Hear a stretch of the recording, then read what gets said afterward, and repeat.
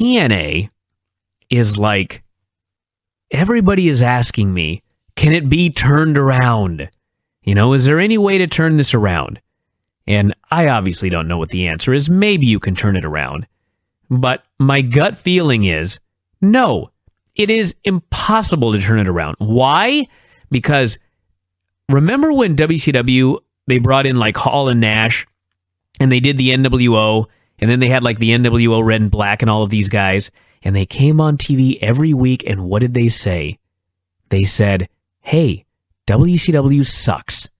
And they said it week after week after week. All of the cool heels in the company would come on TV and tell you how much WCW sucked. And keep in mind, this was only for like 3 years before they went out of business. But by the time they went out of business, if you asked a fan about WCW, what would they tell you? They would say, WCW sucks. And so WWE tried to do their invasion, and I mean, there were plenty of problems from the WWE side. But there was also the big problem that all of the WWE fans thought that WCW sucked. So now TNA has been in business for 12 years. And for 12 years, it has, well, not the whole 12 years, but for a lot of the 12 years, it has sucked. It is a tainted brand. And I don't think that unless you like tear the entire thing down and like you get rid of everything about it, you get rid of the six-sided ring, you get rid of all the stars, you get rid of the announcers, you rename it, like you completely rebuild it with an entirely new face, and you call it something different. And by the way, Impact Wrestling doesn't count because everybody still calls it TNA. I think that unless you do all of that, it will never turn the corner because it is as tainted as a brand can possibly be. And it's sad. And that to me is why AJ can go on the indie scene and draw 1,500 fans. And he goes and he does a TNA show and they draw 500. Anyway, let's talk about this depressing show. And it wasn't even bad. No. Well, it was just depressing. Parts of it were quite bad. But, yeah. So, Rude did a promo. Bobby Roode entered the building and said that he lost to Lashley 2 weeks ago and he was sad about it. If only he had known what was about to follow. Oh, yeah. Austin Aries came out for a promo. By the way, when you mentioned the building being sad, TNA has had years of experience in taking small buildings that no one is in and making it look packed, right? Mm-hmm. They could not do that here. No. It was media on first sight. There ain't nobody there. Oh, my God. It was so sad. And we have to do this for a few more weeks now. Oh, yeah. Well, at least in a couple of weeks, they moved to Wednesday, which had 400. Oh, well. So that is an improvement. That's a 40% increase. Jesus. Think about that. So 40% increase to a whopping 400. So you recall the last week's show ended with Austin Aries winning essentially a tournament for a title shot at whatever belt he wanted. So this week's show, he comes out. He starts teasing that he will challenge Gail Kim or the Wolves to a handicap match. Samoa Joe, the X Division champ, comes out and says, if you're a real man, you'll fight me. And Aries says, hey, that X title is what's all, everything is good about wrestling. It doesn't matter how tall you are, or how old you are, or what you look like. It's what you can do in this ring. And I challenge you. And the match started. This is wrestling and fast forward. It went from, in TV time, it went from the title being won to the guy fighting for the title in about 5 minutes. I wish that Austin Aries would have come out and said that he was afraid to face Bobby Lashley because nobody could beat him. Sure. I guess. So, they wrestled, and God bless these men. Tried so hard in an empty building to have a good match for the TV viewers at home, because there are hundreds of thousands of TV viewers at home. And they got, this is awesome chants from a few dozen people. And the story was that Aries kept going for the brainbuster and not getting it. And finally he had his tope, then a missile dropkick, and then the corner dropkick. And he finally hits this brainbuster, and Joe, of course, is big. And Aries could barely get him up, and then just dropped him right on his head. And Joe kicked out, and Aries tried for the last chancery, but Joe turned it into the choke, and Aries tapped out. It was a very excellent match, and then it was to the back. Remember when, little guys, did little guy matches? And they didn't go in there at 170 pounds and brainbuster 300-pound Samoans. I do remember that. I guess I shouldn't complain, but There's something else I was going to say about this, and I forget what it was now, so we'll just move on. Spud was backstage trying to be nice to Ethan, but Ethan was mean to him instead. that is what happened. I like that Spud just looked so sad, and the guy is great because, like, I felt really bad for the guy. I was like, man, poor Spud. You know what I mean? Was I the only one? No. He's very great. He's very great. I still think, we'll see how it goes out. I think turning Spud babyface is a huge mistake. Oh, yeah, I'll talk about that in a second. All right. Wolves and Kurt Angle had a happy meeting. It was about the Stips for the last match in the tag series, and then, of course, they teased the announcement for later. So Ethan and Spud came out. Should mention, by the way, that when Spud was so sad backstage, one of the reasons he was so sad was because he said he had not hung out in weeks with his best friend. Yeah. Hung out. Yeah, they didn't just hung out together for weeks. No. So Ethan and Spud came out. When was the last time you hung out with Jim? Actually, it's been a long fucking time. Exactly. That's the point. What grown men are hanging out with their best friend every week? Unless you're like coming over to watch a UFC or something. I guess. Ideally, I'd be hanging out a lot more, but I'm very busy. Exactly, because we're grown men with jobs. I see. So, Ethan and Spud came out. Ethan asked if they were friends and said he was the employer and Spud was the employee. Then Ethan said his friends liked yacht clubs. Spud likes comic books and wrestling. Which, now that I think about it, makes Dixie's comment it all fits now. Ethan's a Carter, therefore he hates wrestling fans. So he buried Spud's suit in his haircut, and Spud said he wanted to get Ethan's hair. In his one-bedroom apartment, where he just sits there and watches wrestling. Yeah. What a star. Yeah. Ethan then said Spud got his suits at, and I am not making this up, the toilet store. Oh, yeah. If it hadn't been for Rusev, this would be the most absurd promo I'd heard all week. I'm still laughing thinking about Rusev. That was a great promo. It's really a Big Show that made it. Hell yeah. But, so, Ethan said Spud had failed him and Dixie, started slapping Spud and daring him to cry. Eric Young interrupted. Another short guy with a bad haircut. A perfect guy to stand up for Spud. Said, if you want to blame someone for what happened to Dixie, I'm your Huckleberry. He quoted Tombstone. Yes, he did. There's a close-up here of Eric Young's back. Oh, my God. Somebody back. Get this man a shirt immediately. Oh, my God. HD is not kind. No, and I was like, it's a taped show, you know what I mean? Yeah. Like, you couldn't edit out this shot, this close-up Crop that in tighter. HD of Eric Young's back. This is the most appalling thing I've seen on television since Monday when Rosa wrestled. I don't know which I'd rather see worse. That's actually a tough call. I think I'd rather watch Rosa wrestle. At least it's, like, funny. Eric's back makes me want to vomit. Yeah. So Ethan and Eric started brawling, and Spud didn't know what to do, so we just left the ring. And it turned into a match. Good match. EC3 versus Eric Young was totally fine. Crowd was chanting overrated, and I didn't even know who they were talking to. I'm assuming Ethan. I assume so, too, but that's stupid. The announcers plugged Bound for Glory, and at this point, and in fact by the end of the show, 0 matches announced on television.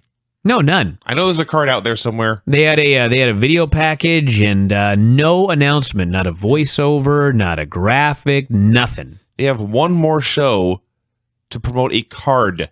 Oh yeah, for Bound to Glory. Oh yeah, I don't even know if they'll promote it. They may not. Biggest show of the year. I think that would be a record. I honestly hope they don't. Because they had that ECW pay-per-view before they got rid of Heyman. Remember that December to Dismember? Mm-hmm. And they had one match announced on television. And on the Sunday of the show, they added a second match on WWE.com. And I actually, somewhere on my computer, I have a screenshot of it. And it just says ECW December to Dismember. And there's the main event and one more match. Right before the show was about to go on the air. Yeah. I was like, my God. Even WCW at their worst had more than one match announced for their shows. Yeah, for novelty's sake, I hope they don't announce anything. That would be. You may as well. Set some records here on the way out. So the whole match was built around Spud. Ethan wanted him to interfere, and he wouldn't. But then when Ethan was beaten, Spud put his foot on the ropes. And there was distractions and a nut shot. And Ethan hit his headlock DDT, and Eric took a great bump for it. And Ethan won. And Ethan demanded Spud raise his hand, and Spud did. And he demanded Spud hold the ropes open, and Spud did. And so they left together. You know, maybe I'm making this up, but I spend a lot of time on audio, and I could not help but notice that when they had this match, it sounded like it was taking place in a morgue. There were so few people in the building, and it was so empty that like everything they did echoed throughout the entire building. Yes. The referee is counting, and it just like echoes. It's like they're in a cave. I was like, God, it's just depressing. Mr. Anderson and Chris Melendez had a meeting backstage. Melendez thanked him for saving him from Kenny King. Anderson thanked him for his service and sacrifice. Said, look, these guys think you have a weakness, and they're going to try to exploit that weakness until you stand up to them.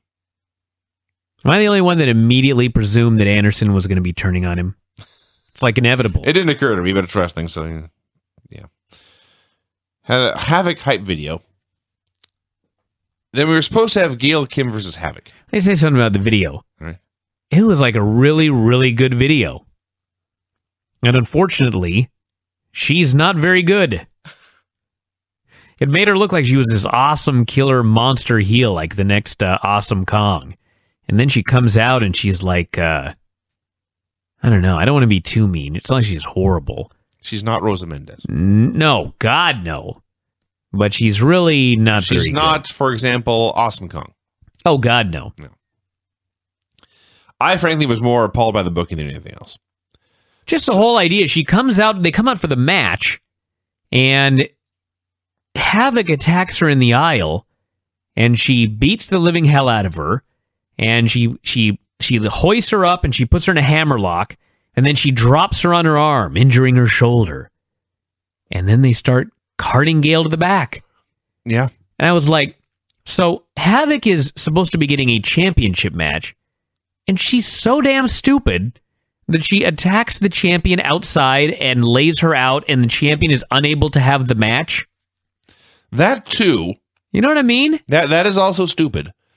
But frankly, what bothered me at least as much is just the whole idea that, well, Taz, the bell hasn't rung, the match hasn't started, so this is all legal. Yeah. And I know TNA is not alone in this, but what in the hell? Can't afford security right now. If that's the case, then before the bell rings, you should shoot your opponent. Or stab them. Well, the problem, Vinny, is if you did that, then your opponent cannot get in the ring, and you can't have your championship match or win the title. It just didn't make any sense. It doesn't make any sense, and Havoc was the idiot here. Havoc should have been disqualified, or both of them should have been disqualified, and there should have been no match. There wasn't. Well, not here. They recapped... There wasn't going to be, because Gail had to talk her into it. That's true. They recapped the tag team feud, and then the Wolves came out to announce the steps for the final match. Before they could do so, Team 3D interrupted. So no matter how good the Wolves were, you'll never be as good as Team 3D. Is Team 3D baby faces or heels? Who the hell knows? Because they were such dicks here. Well, they were, but the crowd liked them. Yeah. They were complete assholes, but they're actual stars. And so the crowd chanted for ECW in TNA in 2014. In 2014, yep. Yeah. So they're in Bethlehem. Yeah, actually, that's a good point. But they said they were going to pick the last match. They told the Wolves to leave. This brought out the Hardys. Of all the stupid things to steal from Raw, it's the never-ending promo where guys keep coming out. And then what do the Hardys say? Hardys said, the Wolves, they said, Team 3D is right. You guys, the Wolves, you're not as good as us. Buried them. Yeah, you should leave and let the legend settle things. The crowd cheered all this. Then when Davey stood up for himself, he got booed. Oh, yeah. Davey tried to cut this babyface promo standing up for themselves after all the mean things that these guys said, and everybody booed. It wasn't. It was not a bad promo. It's just the Hardys and Team 3D are stars, and the fans didn't want to see what these little guys had to say. Yep. So a brawl broke out, and Team 3D grabbed a table, and the Wolves grabbed chairs, the Hardys grabbed a ladder, and you can all see where this is going. An Angle came out, and the fans chanted TLC, and then Eddie said it was Full Metal Mayhem, and the crowd at least was into that announcement, so there you go. The good news is the crowd was into the announcement, and it is apparently a great match, which should come as a surprise to nobody, but man, the crowd during this brawl was just, it was death. God, I forgot about that when that fight started. Oh. Sad show. So, it's like a different kind of depressing. Because, like, I actually feel bad for these guys. Yeah, sometimes you have, like, you know, a promotion is dying and it's the end, and, you know, it's like it's just like a hilariously bad show. But, like, this wasn't a bad show. The show was fine. It was just in front of an absolutely dead crowd. Nobody cared about anything. Anderson and Melendez ran into King and MVP backstage. I was not quite sure what was going on, but it appeared MVP challenged Anderson to a match, and as it turned out, that's what happened. Good job. Gail Kim was diagnosed with an injury involving body parts that I'm not sure actually exist. Yeah, I don't know where this... Your doctor was making up words. Yeah. And Gail said, do whatever is necessary so I can wrestle tonight. The doctor turned away, I believe, to get some powerful painkillers. Classic dumb baby face. Yeah. Manic versus Shark Boy. Now, you know, Dave told me, like, he reviewed this match on Wednesday, and I was just, like, listening to it going, what? What are you talking about? It doesn't make any sense. No. It just sounds so stupid. And then they came out and they did exactly what Dave said. Yeah. And it made no sense and it was stupid. No. Okay, first of all, when they announced Shark Boy's name, you were there with me. I shouted, what? That's exactly what you said. And then he came out. One of my favorite films is Jaws. And one of the characters in that movie has a great line where he says, all these things do is swim and eat and make baby sharks. I don't know if Shark Boy has been doing much swimming or making baby sharks. Looked like he was about to give birth to a baby shark. He's done been eaten. Oh, yeah. He got fat. He ate all the fish in the sea, and he got fat. Yeah. Now, they didn't try to hide this. They worked it into the match. He got blown up quickly. He was huffing and puffing and gasping and coughing because he's fat. Which would all be okay, except he was still winning. Oh, yeah. Manic's big debut in his new gimmick was getting beat up by a short, fat guy in a fish mask. Yeah, exactly. I cannot comprehend this. You know what was like amazing about it was, I mean, they couldn't have. I mean, I can't even like. So somebody came up with the idea of having Manic get a win, right? What a novel concept, but yes. Okay, and so somebody else must have decided, hey, you know, maybe Shark Boy lives in Pennsylvania. I don't know. But somebody came up with the idea to bring in Shark Boy. So, do you think that they, like, called him and he said, well, actually, I guess he lives in Ohio, but anyway, well, I'll do it, but I'm a little fat. And so they went, he's fat. What could we do with a fat shark? And they came up with this idea. Like, is that what happened? I guess. Like, I'm just thinking about this match. He came out and he was fat, right? Right. And so he got in the ring with Manic and he did a couple of high spots and then he got, like, really tired, right? Yeah, exactly. And then he kept beating the shit out of Manic. Right. Am I missing anything? No. Actually, I am missing something. The crowd hated it. It did. And it was death. So it was television death. Yeah. So then what happened was eventually Manic was able to cut off the fat fish. Yes. So then... Thank God for him. I guess. Because then Manic started doing a bunch of moves. And the crowd that didn't want to see Davey Richards, they didn't want to see Manic versus Shark Boy either. Oh, no. They did not want to see any of this. This match went on. It honestly, it's probably like a 4-minute match or less. I bet it was like 3 minutes. It felt so long.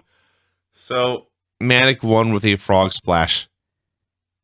I just, like, the whole thing here was... I don't know what anybody was thinking. I don't get the match. I don't get the storyline. I don't get who was supposed to get over. It sucked. Yeah. I will say, though, that Brian Hebner, best referee in the business. Why do you say that? I just think he's great. All right.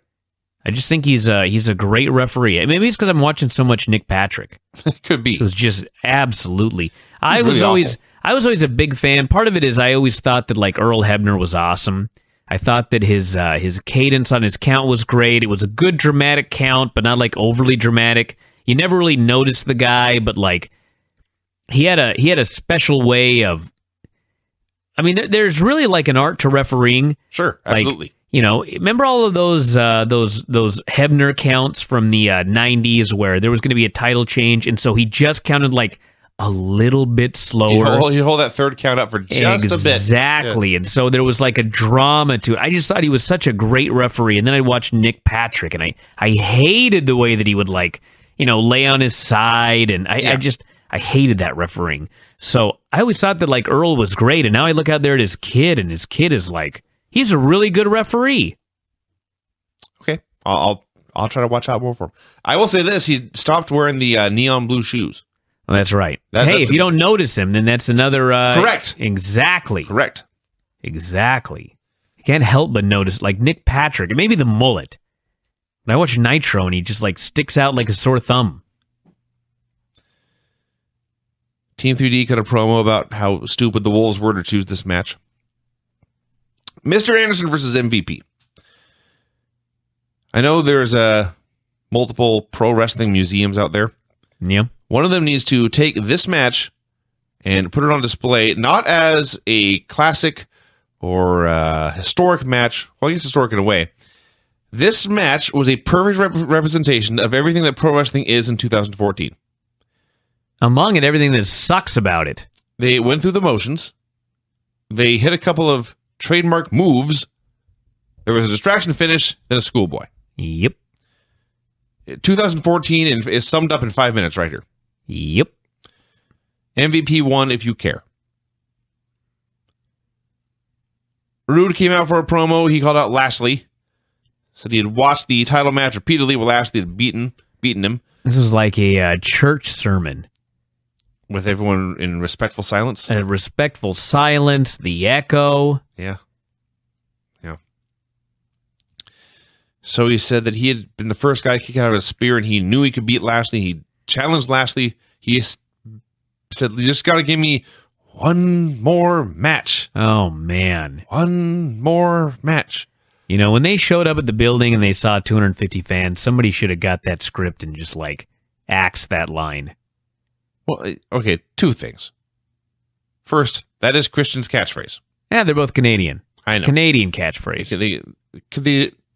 They could have found anything else to chant to make him not look like a complete ripoff. More to the point, it's hard to get small crowds to chant. And this was a very, very small crowd, and they didn't want to chant. No. Poor Bobby was out there for a long time. Thank God a handful of fans started joining in, and it finally caught on. But this is cringeworthy. So he's chanting one more match, and Lashley is about to accept when MVP steps in and says no when he takes Lashley to the back. I like that Mike Tenay said he thought that Bobby Roode deserved one more shot. And I was like, the dude lost clean in the middle. Yes. In what way does he deserve another shot? I don't have an answer. And so the main event for the second time, Gail Kim versus Havoc. Let's rewind.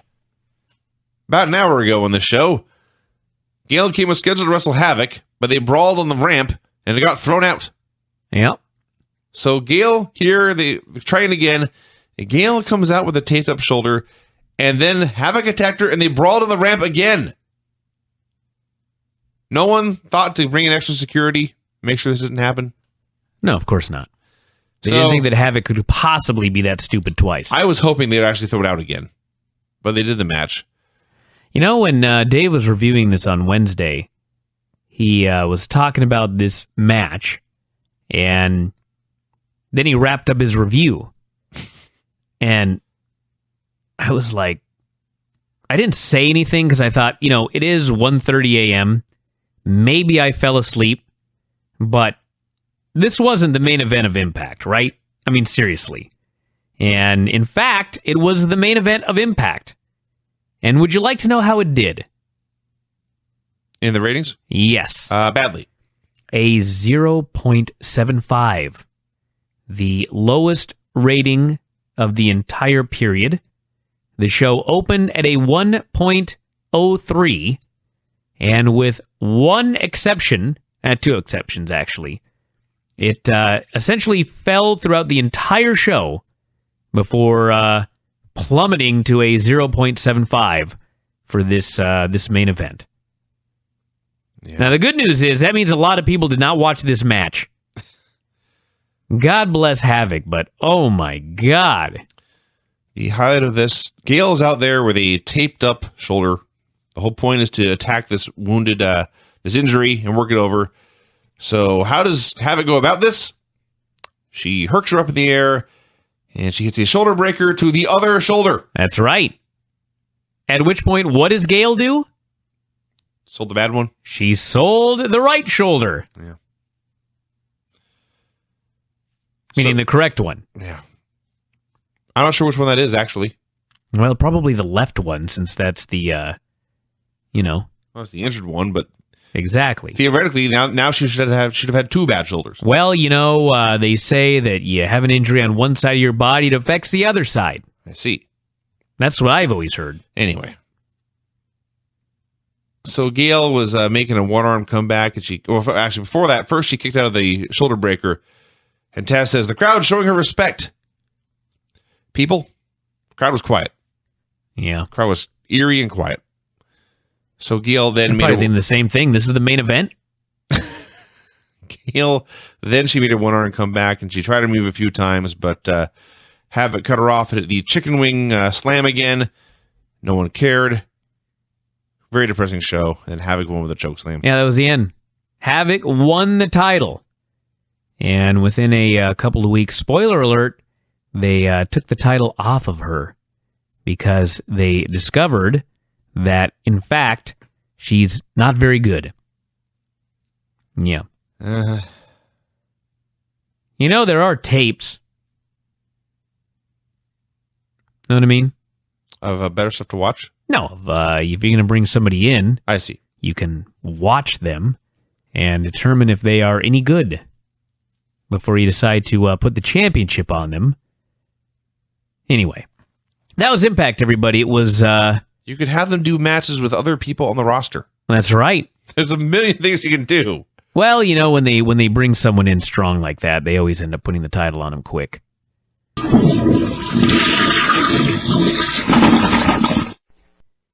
All right. I suppose we should discuss Impact. I guess we should. It was quite the show. This may have had the company's best match of the year and the worst match of the year on the same show. Well, I can tell you this, that the best match of the year was so good that I can't even remember what the worst match of the year was. Well, there you go. It had a quick promo at the beginning with Bobby Roode. He was basically begging Lashley to give him another title match. And MVP and King came out instead.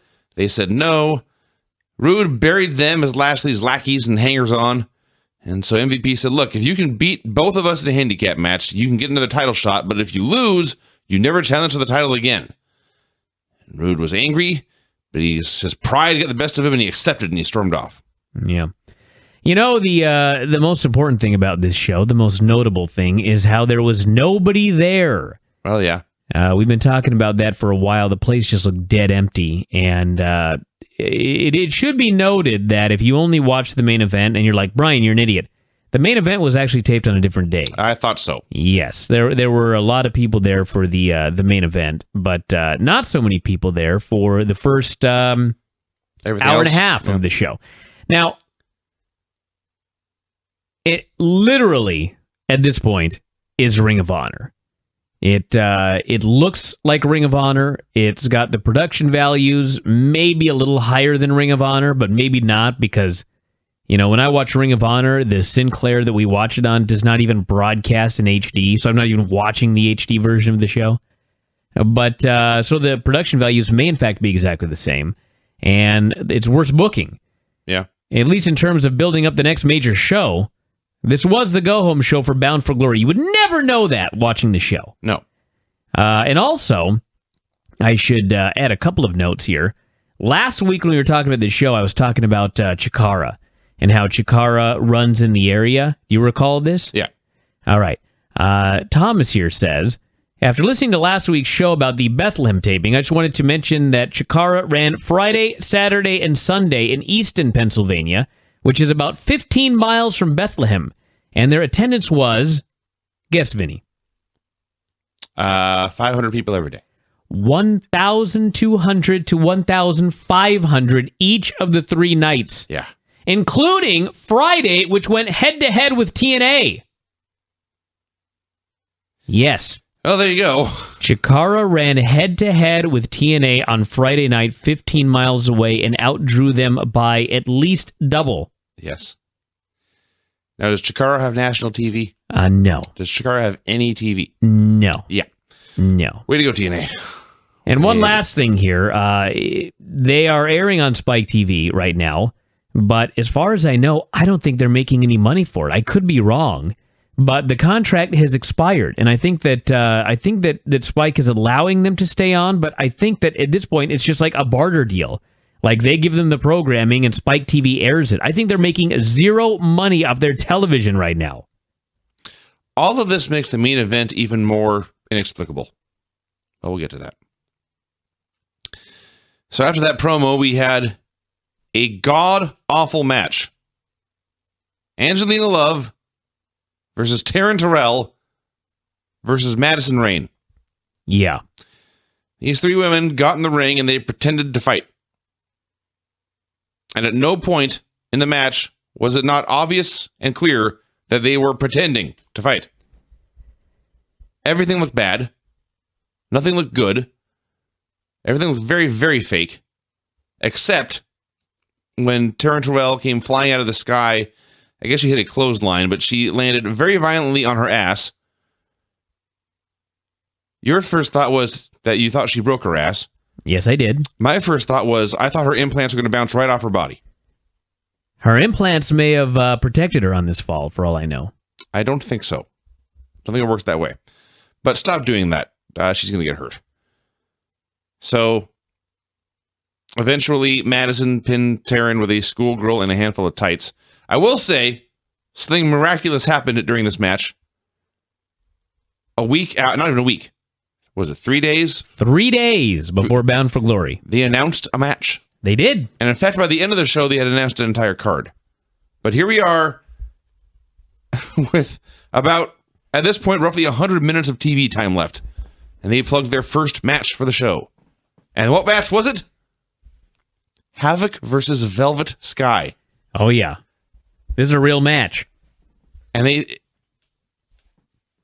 I was on a plane to Tokyo to catch Bound for Glory, and they told me that Velvet Sky and Havoc was on the show, I may buy a plane ticket to fly back. You just turn around? Just go home. Yeah. Give up. So that was something else. So yeah, they noted that Velvet was getting the shot at the title on Sunday, and then she proceeds to come out, and she's in a corner, and when Havoc runs out at the end of the match, she flees. Yeah. Yeah. Mm-hmm. As did Madison. They left Taryn to die, and Havoc worked her over with some fake offense, and that was that. Dude, this match was utterly terrible. I have no other way to describe it than utterly terrible. Madison is getting the title shot, which baffled me, because, spoiler alert here, everybody, Taryn ends up with the title. Taryn ends up beating Havoc for the title. And I guess it can be explained away because they've taped all the way through like November 18th. Think about how many shows they have in the can. This is like, remember those old days when they do the marathon tapings for WCW and like Center Stage or whatever, and they would tape like 2 months in advance? I think TNA may have taped farther advanced than virtually any other major national weekly television program I've ever heard of. Maybe El Rey is going to beat them, but I'm not even sure. But yeah, this was really bad. Tigre Uno and Low Key versus James Storm and Great Sonata. All I could think the whole time was, this is so much better than that last match. Oh, yeah. Key and Sonata was awesome. Yeah.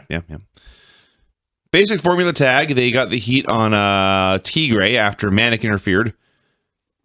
They plucked another match of the pay-per-view. Kaz Hayashi versus Low Key versus Samoa Joe. Do you know the story of this match? Not even a little bit. Oh, this is awesome. So, you know all of the shit that's going on with TNA and Wrestle One, and how TNA wants to build these championship matches with champions who have already lost the belts. Sure. And in Japan, this shit doesn't fly. Right. So, that's what TNA is doing to Wrestle One. So what does Wrestle One do to TNA? Well, the main event of Bound for Glory, Vinny, is this Muta and Tajiri against Sonata and Storm match. Sure. Yes. Okay? Mm-hmm. So, once again, it is Sonata and Storm against Muto and Tajiri. You got that? Yes. Sonata, of course, is a heel, as is James Storm, correct? Yes. So, Muta and Tajiri are the baby faces. Okay. Are you aware that at the Wrestle One show on, I believe, Wednesday, Wrestle One decided to shoot an angle where Tajiri turned on Muta and joined the heels? Awesome. Yes. The main event. And Tenay is there talking about how Japanese fans are going to be so excited to see this match. I'll say. Yeah. I think it is a chapter of its own in the upcoming Death of TNA book. Frankly, there's too many parts of this story to keep track of for me. But, oh yeah, this is a disaster. So the match had too many near falls and false finishes for their random bottom of the card tag, but eventually Sonata spat red mist into Tigre's eyes and Storm hit a super kick and won. Hey, at least Low-Key lost the goofy bodysuit. True, yeah. A big improvement. Gunner met with Sam Shaw. I tried to keep track of what they were talking about, but finally I just stopped and wrote, they bickered and I don't care. All I know is that Shaw is no longer wearing a shirt. The gimmick is that he got tattoos to match Gunner. Yeah. Of course, his tattoos are not a week old. All I know is Sam Shaw apparently went in the tattoo parlor. I don't have any tattoos, but obviously a lot of guys do. And get all kinds of cool designs and artwork and meaningful symbols and whatnot. Shaw apparently walked in the tattoo parlor and said, "Make my entire arm black." Yeah. That's his tattoo. He's got a black arm. Yeah. Yeah. My favorite part of the deal was, like, the reason Shaw got the tattoos in storyline was because he wants to be like Gunner. Mm-hmm. And Gunner's telling him, you just got to be yourself. And I'm watching it thinking, no, you should try to be like Gunner. Because being like Sam Shaw has been a complete disaster. Yeah. Solid point. So we had Bram versus Sam Shaw in a hardcore match. Yeah. Shaw got rid of the sweater, but he still got his 1980s Dark Crystal music, which I still cannot describe nor explain away. Yeah. So they brawled outside, and this made it abundantly clear how empty the building was. Everything echoed. It was like they were in a cave. They should have stolen, since they were having a late 90s hardcore match here anyway, should have just stolen New Jack's gimmick and played music the entire time. Hey, may as well. Yeah. So, eventually, Bram took a powerbomb onto a pile of chairs, but he recovered and hit Shaw with a turnbuckle for the win. And he left, and out came, who's my favorite part of TNA? It's your girl. Brittany! Birthday present for you, Vinny. Apparently she's getting married, so... Awesome. She's off the market. So she came out to show concern to Sam Shaw, and as always, she overacted by 1,000%. Oh, yeah, it was awesome. You've never seen a woman so... Yeah, it was like they said, look around and be concerned. Yeah, and so she made sure to look around and be concerned. Emphasis on look around. Yeah. Have you ever seen a bird looking for food? This is what Brittany was doing. Looking all directions at once all the time. but always a look of concern. Oh, yeah. What did she think she would see? I don't know. I don't know what she was concerned about. I can't explain any part of this, really. But I do know that they plugged Amazing Race. It's just amazing to me. They're showing Robbie E. And his partner, Brooke Tessmacher. Yes. Who is his girlfriend. And if you watch the show, this is abundantly clear. But meanwhile, TNA, knowing, by the way, that they were going to be on this show, decided that they were going to book a storyline where Robbie E. is, I guess, dating Velvet Sky on Tinder. Yeah. They were handed free advertising on a show that gets at least 10 times the viewers. 6 million viewers the last show, actually. So 6 times. And they turned it down. No, they took it, but they decided to book an angle that had nothing to do with the actual show. And they did not turn down the show, but they turned down any opportunity. I haven't seen the show. But I would imagine, perhaps, I know Robbie E is a pretty entertaining guy. I'm sure at some point, something funny is going to happen with him and Brooke on the show. And someone might think, you know what? Maybe next Thursday or next Wednesday, I'll check out their wrestling show. And if they did, not one person would get what they were tuning in for. No, of course not. This would be like astounding. This would be like if Total Divas was on like NBC and it got 6 times the number of viewers that it gets. It got like 6 or 7 million viewers. And WWE decided that they were going to book a storyline where Daniel Bryan was dating like Cameron. You know what I mean? Yes. Like, why the fuck would you do that? I don't know.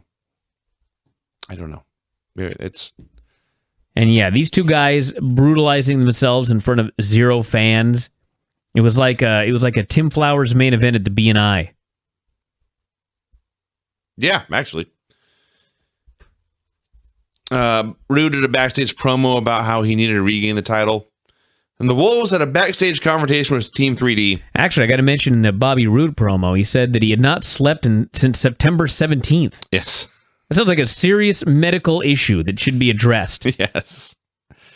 So the Wolves, meanwhile, just started immediately and liberally quoting Ric Flair. The irony was this was the best promo they've done in their entire TNA run. Yeah, that's true. They vowed to beat 3D and the Hardys in the match that those teams have made famous. In hindsight, so much of this show was rushed that I don't know why either of these promos they even bothered with. Yeah, they heavily edited the show. There was too much of the old to the back. I think that I think what happened was the main eventers just decided that they were going to go as long as they wanted, and they probably missed their time cue by about 10 minutes, and the rest of the show suffered as a result. At least the main event was good, but it killed the rest of the show. That is true. Bobby Roode versus MVP and Kenny King. We mentioned they plugged matches here. For Bound for Glory.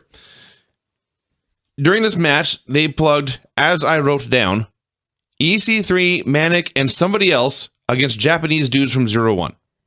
Wrestle One, but yes. Wrestle One. Okay. Then it was all gone, and to find out who the third TNA guy was, or who any of the Japanese men were, I would have to get up, walk across the room, get the remote, and rewind it. It was not worth it to me. This is a horrible advertisement. If the viewer cannot immediately process the information and remember it, it's no good. I think that they have resigned themselves to the fact that this show is going to die. And I think that it is interesting that what used to be their biggest show of the year may ultimately do the lowest buy rate in all of TNA history. I mean, I can't see it not, honestly. Honest to God, how could this possibly do better than these tape pay-per-views they've been doing? Which get, by the way, like 5 buys. Yeah.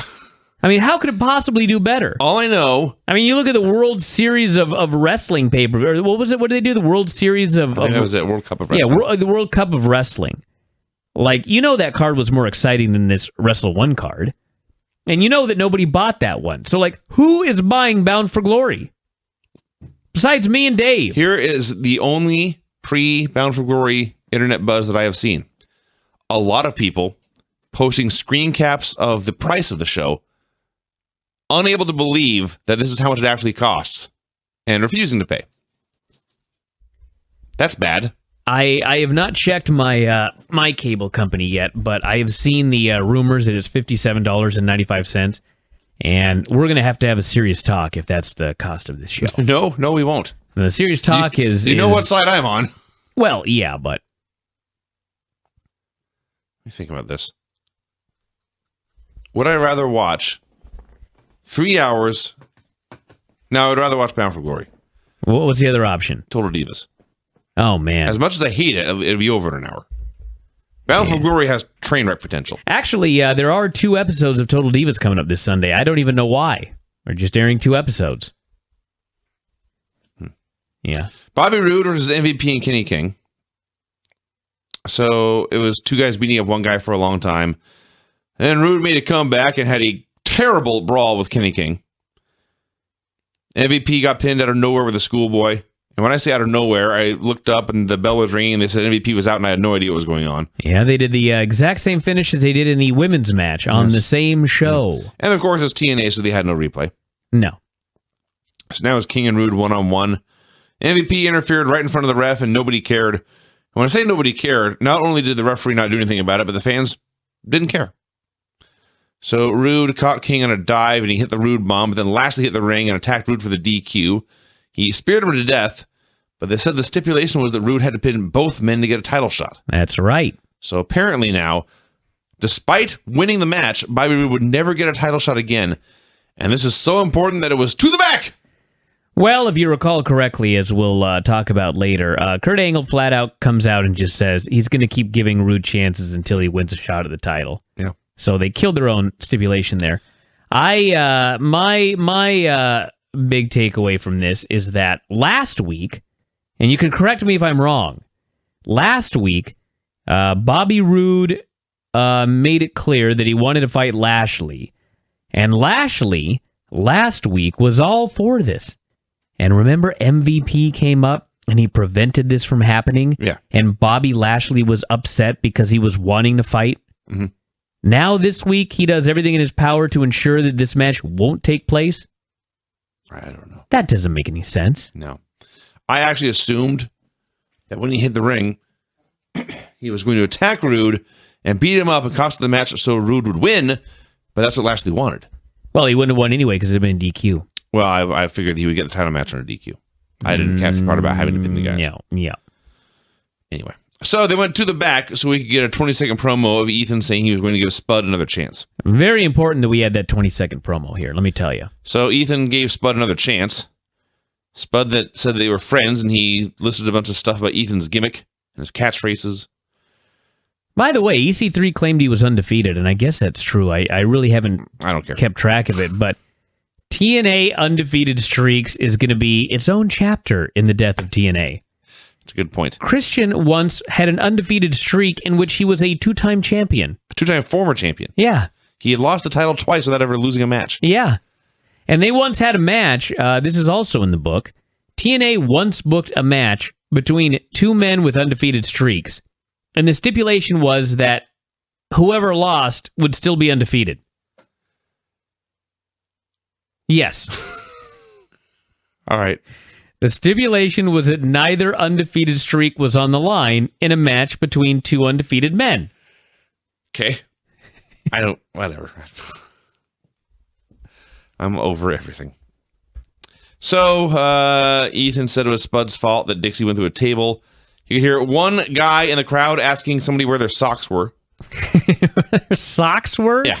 Who didn't have socks on? I don't know, one of these guys. Yeah. I'm guessing, I would guess Spud. Probably a pretty good guess. But there was a fan who looked at these 2 men in the ring and determined this is the most important item going on, and man has no socks on. Speaking of Spud and his socks and everything else, Spud comes out dressed like Willy Wonka, I guess. I was going to say the Joker. The Joker. I don't know who he comes out dressed up as every week. Yeah. But he made it very clear during this promo that his name is Rockstar Spud. Yeah. I don't think I've ever seen Spud do anything rock and rollish in his entire TNA career. I have asked this since they started British Boot Camp. What makes this man a rock star? Well, I believe in British Boot Camp, he was actually a guy who was in a band, if I recall correctly. So right. he was kind of a rock star. They never showed that on American television. No, they didn't. They just explained this man is known as Rockstar Spud. Yes, they have never had a logical explanation for his name, and it really stuck out to me like a sore thumb tonight when he insisted that his name was Rockstar Spud, and I had no idea why. Now, with that said, Spud and EC3 need to be employed somewhere forever because they are both awesome. They were so awesome in this segment that they got 300 people cheering like they were 93,973 people when Spud finally slaps this guy across the face. And I was so infuriated when they did this angle and everybody is going crazy and Ethan Carter fires him and then it's to the back. Yep. What was the year of their first pay-per-view? 2000 and... the very first show. 2002. 14 years of To the Back. Yeah. They still haven't learned how to do basic television segments. That is correct. Or edit, apparently. Or edit anything. Because you could have edited out anything. Plenty of stuff on this show. It really is depressing. It is so depressing. Can't win them all. I spent more than a third of my life, not quite, no, about a quarter of my life watching TNA. Yeah. And the older more than a third. The older you get, the more of your life you'll have spent watching TNA. Vinny, it ain't going to be around much longer. I mean, really. I might not either. I mean, maybe they're going to get another 2-year deal, but if it's anything like the last 2 years, I mean, it ain't good, dude. Like, there's no positives about TNA right now. No. It's a sad, sad state of affairs that they have worked themselves into. And I've heard a lot of stories over the past couple of weeks from To the Back, ironically, and there's still just stuff going on, and you just shake your head. It's just sad. But anyway, Full Metal Mayhem. Yeah, good match. They did right before this, just 2 quick notes. With about 40 minutes of TV time left for the pay-per-view, they finally ran down the card. Yes, they did. I'm actually disappointed, honestly. It would have been more entertaining if they had just never acknowledged any matches. Never acknowledged there was going to be a pay-per-view on Sunday. Their biggest of the year, their WrestleMania. Yeah. And they did the angle where Angle walked into the MVP's crew and let them know that Bobby Roode would get more chances. Yeah. So there you go. All right, Full Metal Mayhem. Hardys versus TN3D versus the Wolves. We just spent 5 minutes, I can't even say burying the company, stating facts about the company. Stating the sad facts of this promotion the here. The dire state it's in, and what little hope there is for the future. Yep. I don't know what got into these 6 dudes, but they decided, let's go kill ourselves for this company on life support. Hey, they've every match in their series has been great. And this was the final one, and they had the most gimmicks, and they did the best job with everything. They beat the fuck out of themselves. Oh, yeah. 34 minutes. For a long time. Yeah. Too many big, giant spots to list them all, but I think the 2 biggest were they set up a guardrail bridge between the apron and the stairs, and then Davey got powerbombed from the ring over the ropes onto the guardrail. Yep. Don't do this, everyone. No. It's not healthy. A few minutes later, I think it was Jeff, going to put Bubba through a table with a leg drop. Yes. Which for some reason they set the table up upside down. I don't know what they were thinking there. But Jeff jumps off the top rope. Bubba moves, and Jeff goes flying through the table, and the table breaks his fall about 0%. And Jeff just keeps speeding up faster and faster before crashing ass first into the ground. Don't ever do this. You know, I was looking through the thing here, and I was trying to figure out what was the dumbest spot in the match, or the most dangerous, or the craziest spot, however you want to look at it. And my conclusion was that Jeff Hardy spot right there. That one came off the worst. That was the one. That was the same move, essentially, minus the table, where Johnny the Bull ruptured his pisser, whatever the injury that he suffered was. He tore his urethra. Tore his urethra off of the... Yeah. Of the something or other. Virtually the exact same thing. I will say I don't know if this is just a particularly crappy table, but if you describe this spot to me, I would say, well, that's stupid, but I have seen worse. Dude, you know what it was like? Do you know anything about physics? A little. Okay. You're aware that the table that your computer is on right now, that solid surface, Yes. is mostly empty space. All right. Okay? Mm-hmm.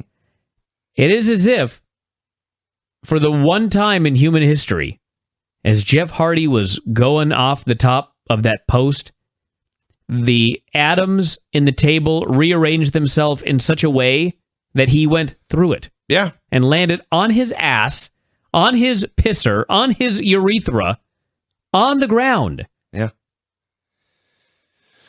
That was definitely the most brutal. This guy is out of his mind.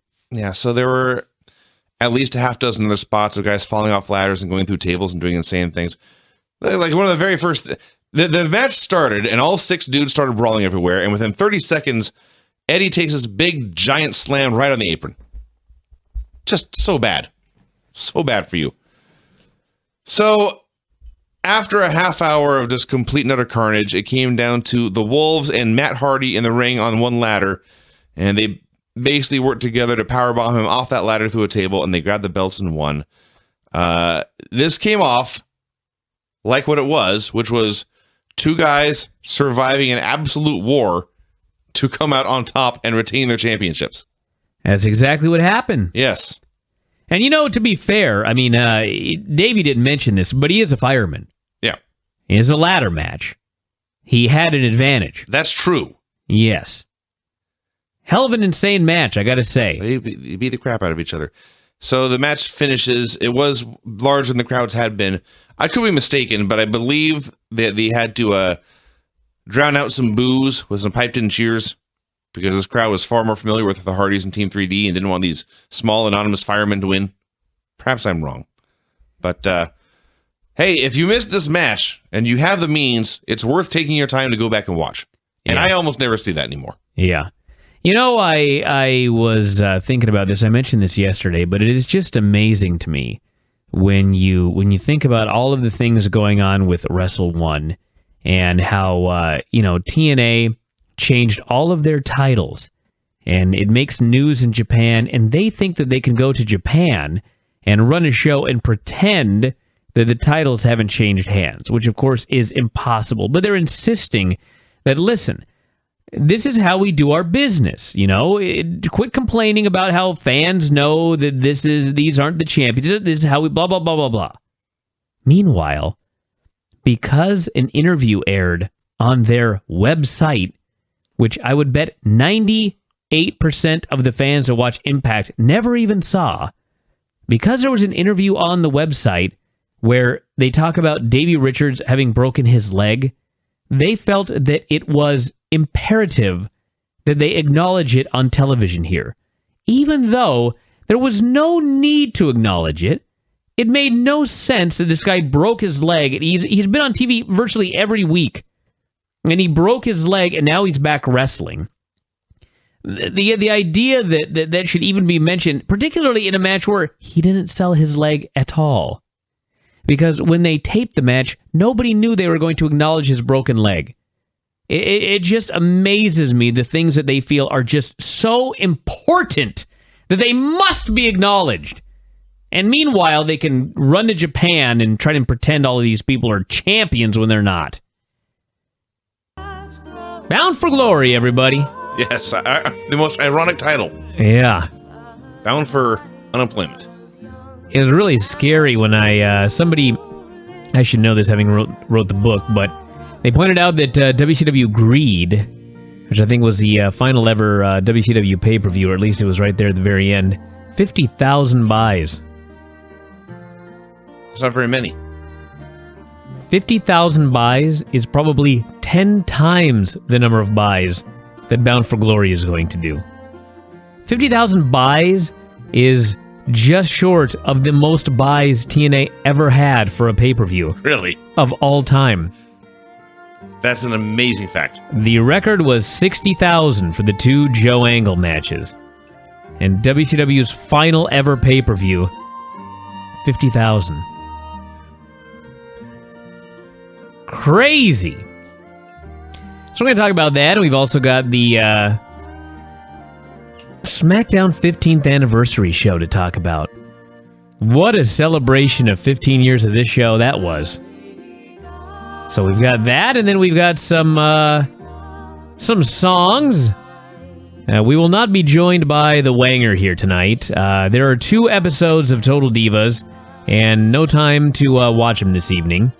I've got this show. I've got to do the law, talking about the book, and then I've got the Dave show later on. So we will do the Total Divas review on Monday night. Wang will be here on Monday, and we will talk 2 episodes of Total Divas. I don't know why they're airing 2 episodes, maybe just to curse me, but that's what they're doing. I hear the Seahawks lost today, Vinny. Oh, they got their asses kicked. Really, man. They got manhandled. You know, they've had some bad showings, I've heard, and every time I talk to you about it, you're always defending them. Like, oh, you know, it's just they've been facing good teams. The other time was.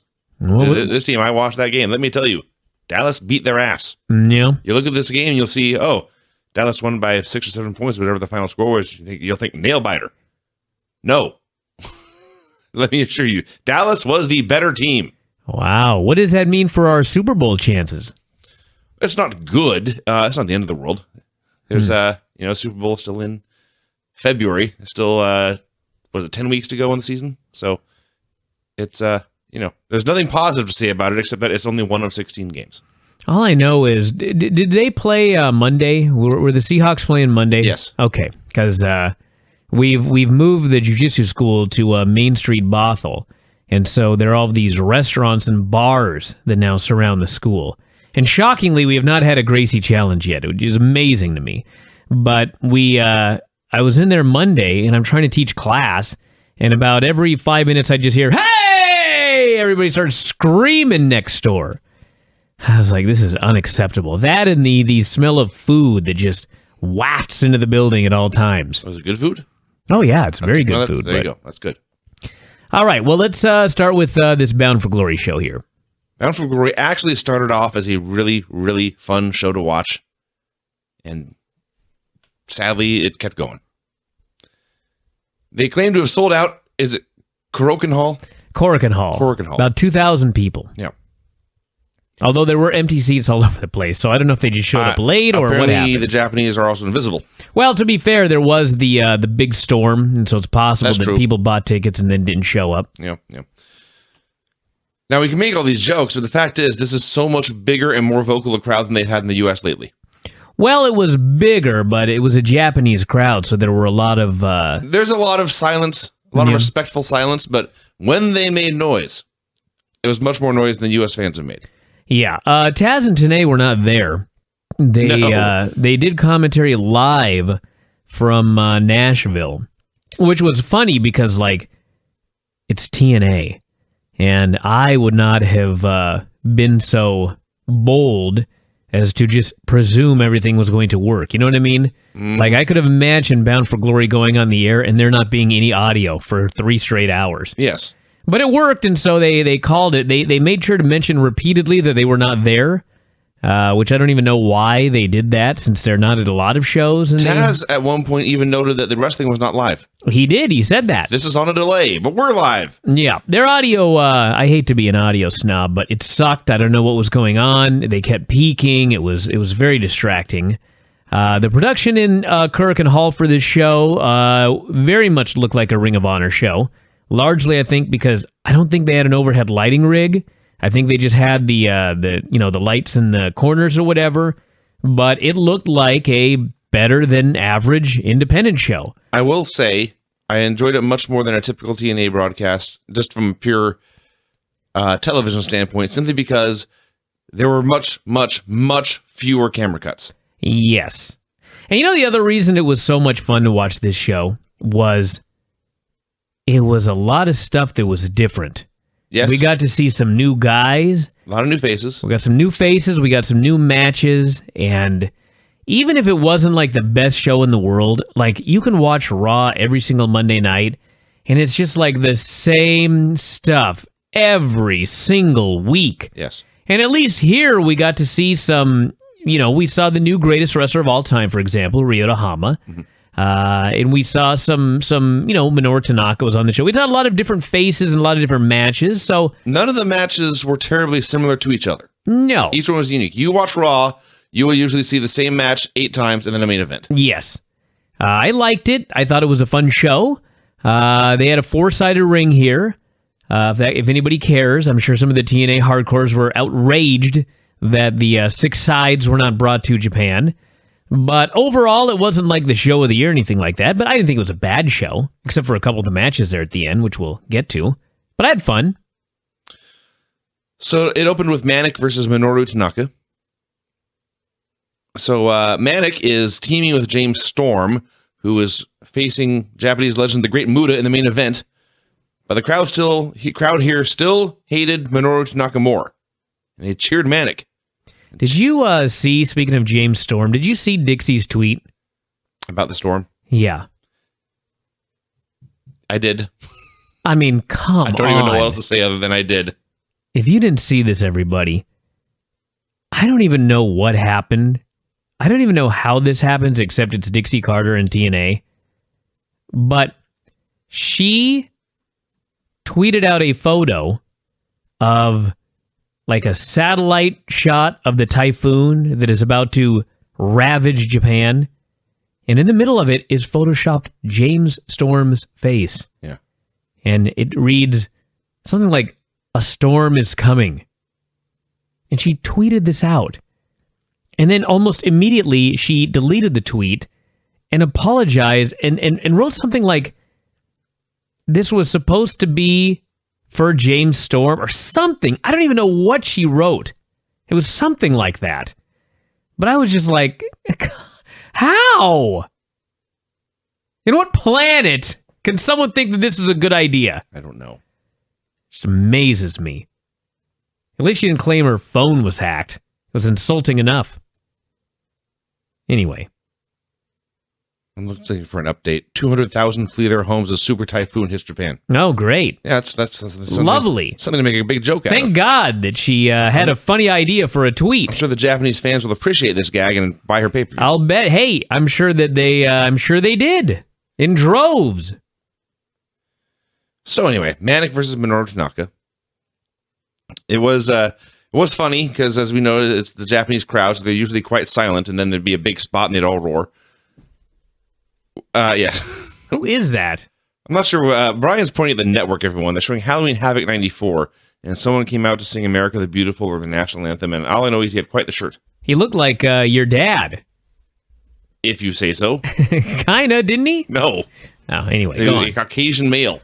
Minoru Tanaka. Well, they had the same shirt. I wish. All right. So they did the spot where Manic gets tossed out of the ring, and he goes under and comes out the other side, and he pops up behind Minoru and then hits a neck breaker. I laughed so hard. Poor Minoru had to stand there looking the wrong way forever. Yeah, I love that somebody snuck up from behind and then hit him with a rear move. Yeah. He had to sneak up behind him and then turn his back to hit this move. That's right. So it was very much like a X Division or an ROH style match, except that it was slower paced and they sold more to make the big moves mean more. This is all positive. And went back and forth a lot. And then finally Minoru won with a rolling armbar. The Minoru special. Yes. And the crowd that had booed him the whole match politely applauded his victory. Yeah, it was a good opener. It was fun. Team 3D went into the Hall of Fame on this show, so they had clips of Team 3D, what they could show, which is, of course, only TNA stuff. First one was from 2007 of Team 3D Wrestling, Rick Steiner and Road Warrior Animal. That was 2007? I thought it was like 2003. Maybe it might have been. I think it was 2003. I may have gotten the date wrong on this. Animal didn't look good. I gotta find out when this was. Animal didn't look good. Jesus Christ. Did you see Bully? Bully did not look good. Rick Steiner did not look good. Rick Steiner and who was it? Animal? Rick Steiner and Animal versus Team 3D. All right, let's see when this was. Team 3D versus Rick Steiner and Road War. It was 2007. My God. Wow. That is amazing to me. So I guess you can lose weight fairly quickly. It is 7 years ago. I guess it still. is 7 years ago. Yeah. The real takeaway from this... Oh, go ahead. I was just talking about how fat Bully was. Bully used to be really, really fat, everybody. He's skinnier now. The real takeaway from this is not how fat the men were. It's how big and lively the crowd was. Oh, my God. That's what I was thinking, because at first I thought it was 2003, and I was like, I can't believe how popular this place was in 2003. Then it's like, that was 2007? And they showed another one later. They showed this one, and then later they showed one from like 2009 or something like that. The Six Sides of Steel from 2009. And it was kind of one of those things where, like, every now and then WWE will show a recap of something from, like, the Attitude Era. Mm-hmm. And, like, everything looks so hot and everybody looks so cool. And it's just kind of like, wow, what the hell happened to wrestling? Man, watching these clips after watching the last set of television tapings, it's as depressing as you can possibly get. Like, it's the same thing I keep mentioning, like, about getting a new television deal. You're going to get a new TV deal so that you can keep running shows in front of 300 people. The popularity of this company is, like, non-existent in this country. It's depressing. This crowd was packed and hot. Yeah, it's less accurate to say that TNA is dying. It's more accurate to say they are dead. And they're dead. They're being kept on life support for some sort of experiment. I don't even know what it is. EC3 cut a backstage promo. He vowed to name a replacement for Spud on Wednesday and promised his second year in the company would be even better than his first. He went on and on and on and on and on. Well, the issue with the show was they went short, and so they had to pad the hell out of this with, interviews backstage and video packages. You know who his guy is he's bringing in, right? I've heard it's Brodus Clay. It's Brodus Clay. Does that mean we're going to get Brodus Clay versus Spud?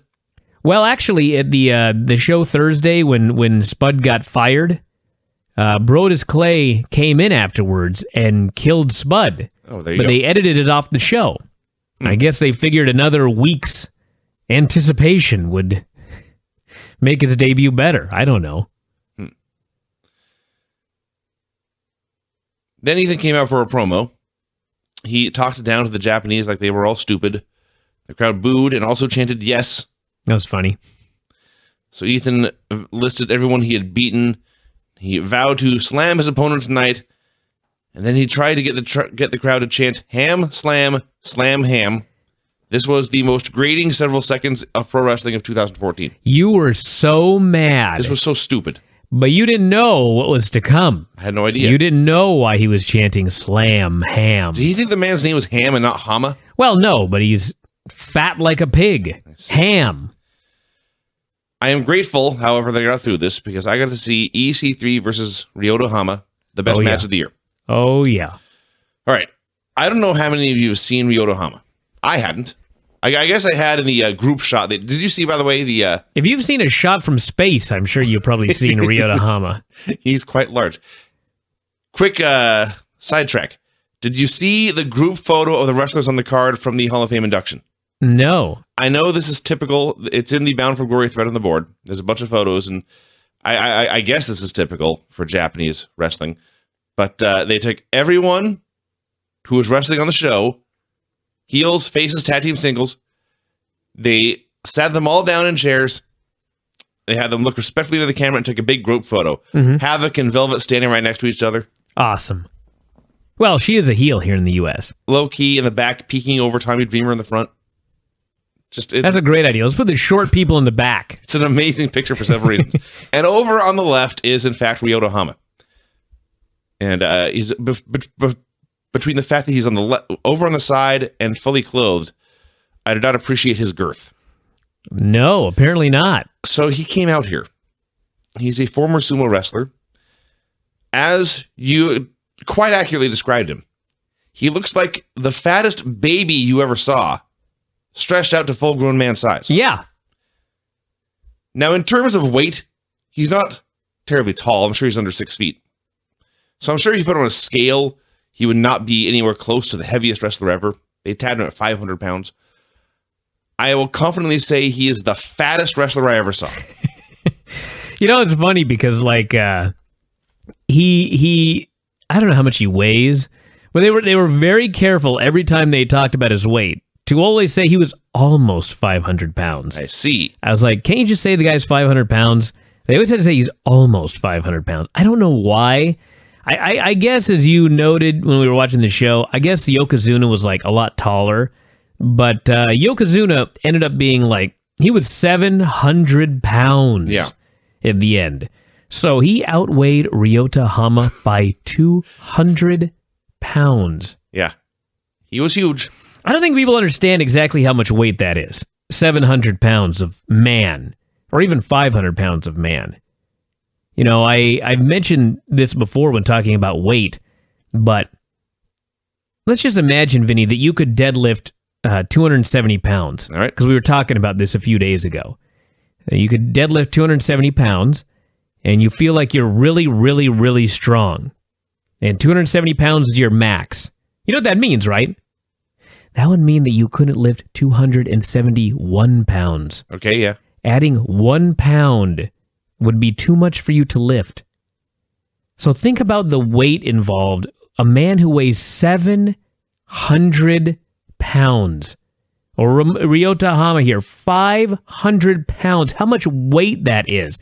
Every time that he fell down and had to stand up, it was like he's doing like a one-legged squat with 500 pounds. Think about how amazing that is. But yeah, this guy is absolutely enormous. The legend is, and this is apparently true, that he spends $70 US per day at McDonald's eating. Really? So think about how much food you could get at McDonald's for $70. How badly I want to throw up right now. And he eats that every day. I don't know how he's alive. I am looking at some pictures of Yokozuna now. Yoko had fatter legs. Yes.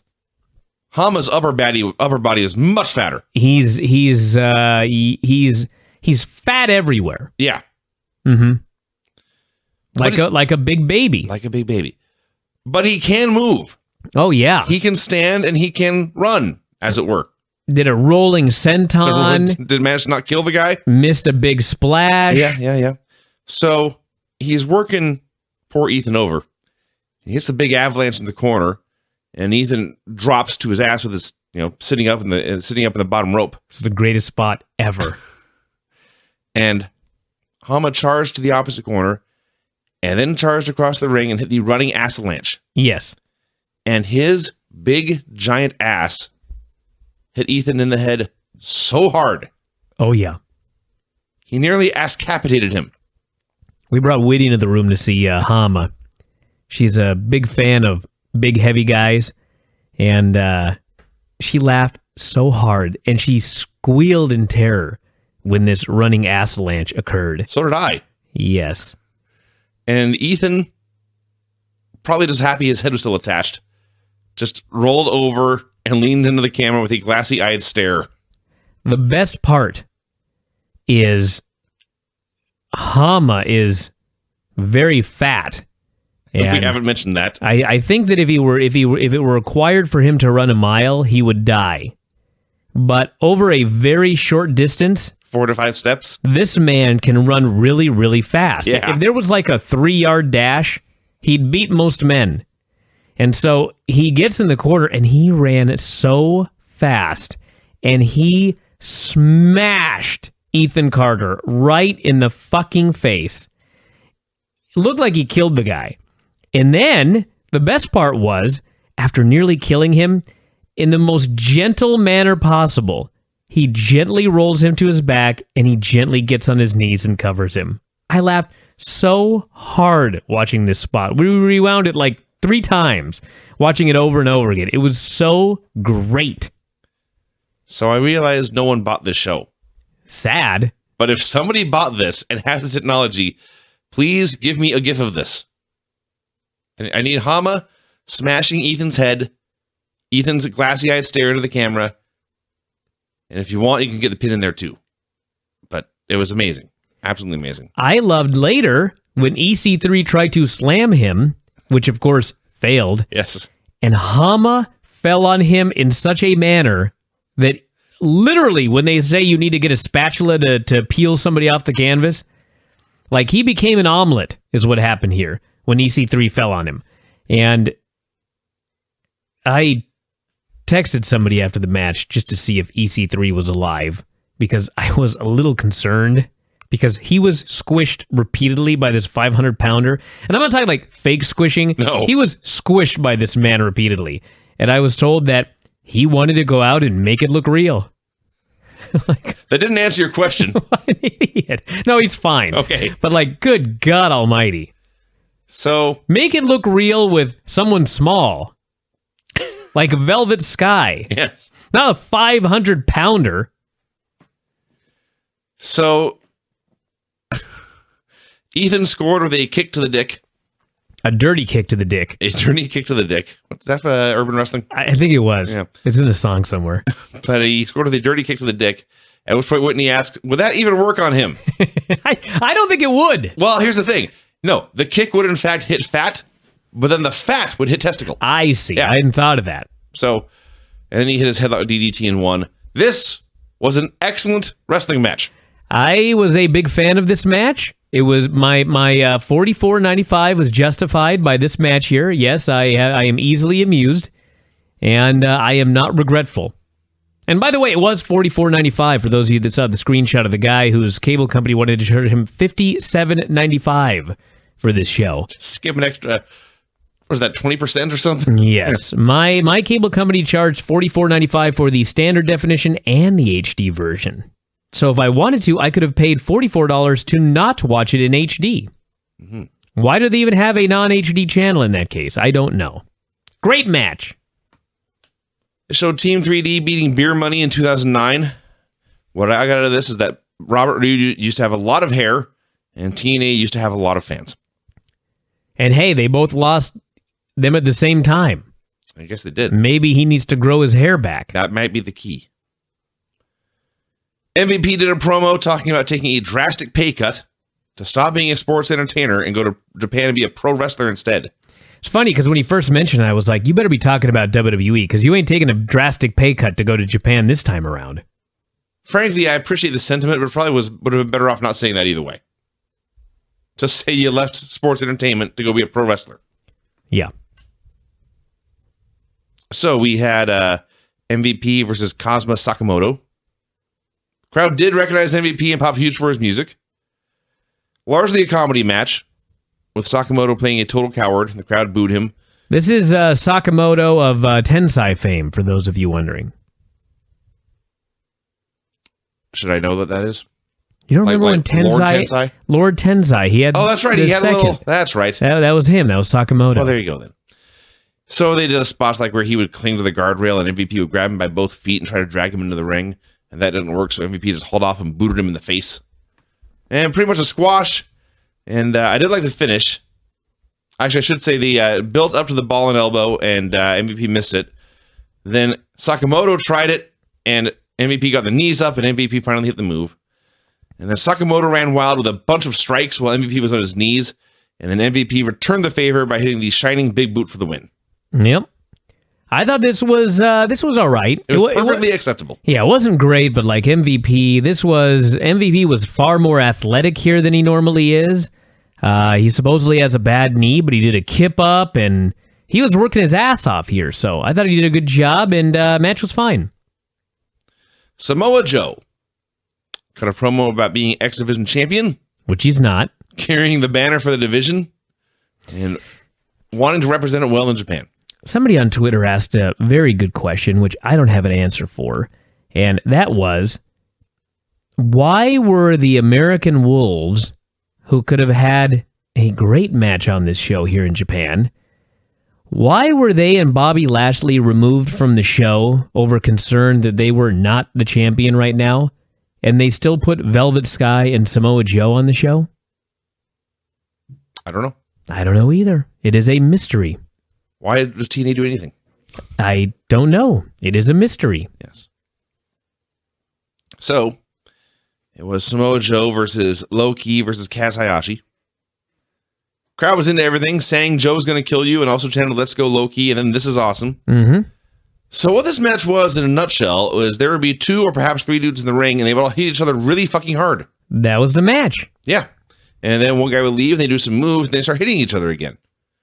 And this went on for a while. And finally, Loki hit the cartwheel, kicked, and knocked Hayashi out of the ring. And then he tried some kind of slam on Joe, but Joe stood behind and hooked the choke for the win. It actually came off as a pretty anticlimactic finish. It was. The finish just came like completely out of nowhere.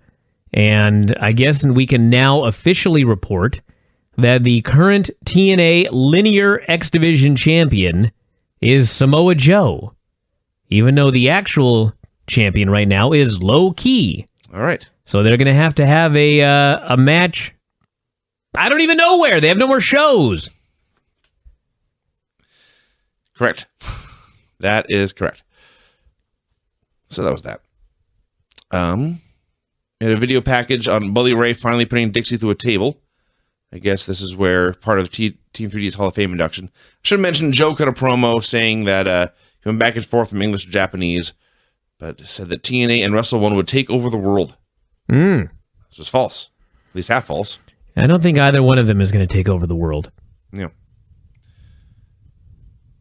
Tommy Dreamer talked about inducting Team 3D into the Hall of Fame and getting one more match against his friends in Japan, and because he is Tommy Dreamer, he was on the verge of tears. Well, by the way, I just want to mention once again what Vinny just said.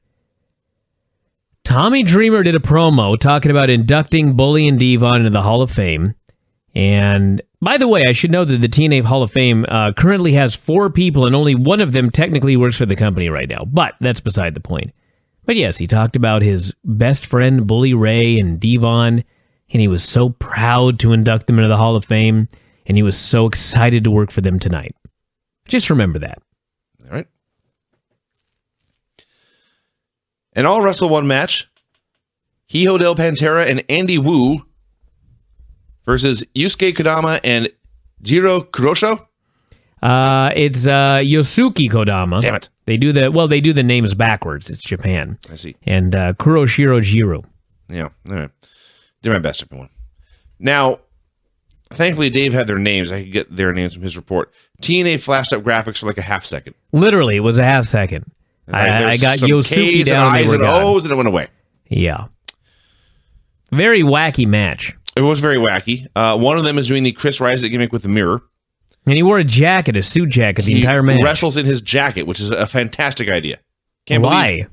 What? Why? Because no one else does it. It's a cheap, easy way to set yourself apart. Well, that is a... no one else does it. That is true. That is true. That I cannot deny. So, this match is not my cup of tea. A lot of people are going to go crazy for it.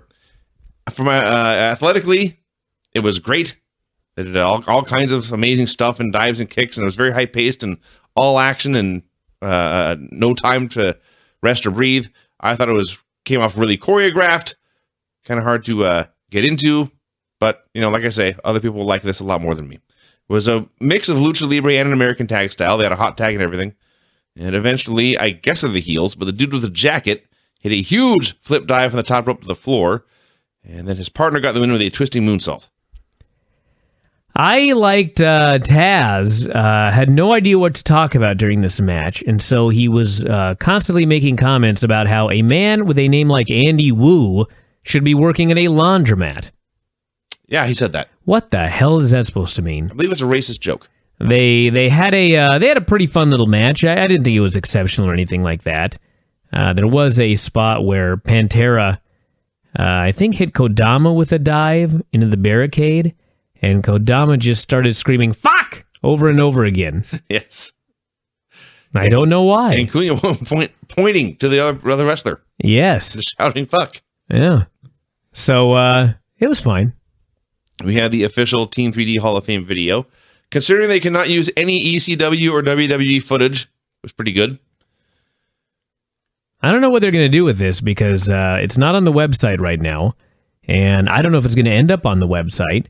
You would think they would want to do something with it because it looked like Team 3D did a good Hall of Fame induction speech. Mm-hmm. They had everybody there, and what's amazing to me about this is they both gave great speeches, but they managed to do a lot of thank yous without mentioning or even hinting at any single person who does not currently work for TNA. Well, They're professionals. Yeah, I guess so. Although I should note that after their match, they threw a shout-out to the Bullet Club, which was edited off the show. A shout-out or a challenge? I don't really know, because there is a New Japan show tonight, so they are in Tokyo, and I presume they could show up at the show this evening and be part of... Because Jared is now in the Bullet Club. Yeah. So I guess we'll find out tonight, but at the end of their match, when they said, we got 2 words for you, the 2 words were originally Bullet Club. Oh, really? Yeah, but they edited that out, and we just got thank you. So I really had 4 words for us. I suppose so. Maybe they were thanking the Bullet Club. Tommy Dreamer and Abyss versus Team 3D. Tommy got another new Man in the Box knockoff for his ring music. He came out dressed up like Terry Funk with a headband and the towel.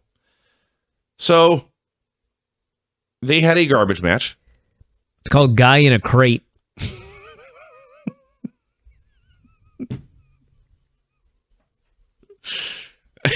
Good call. It's the name of it.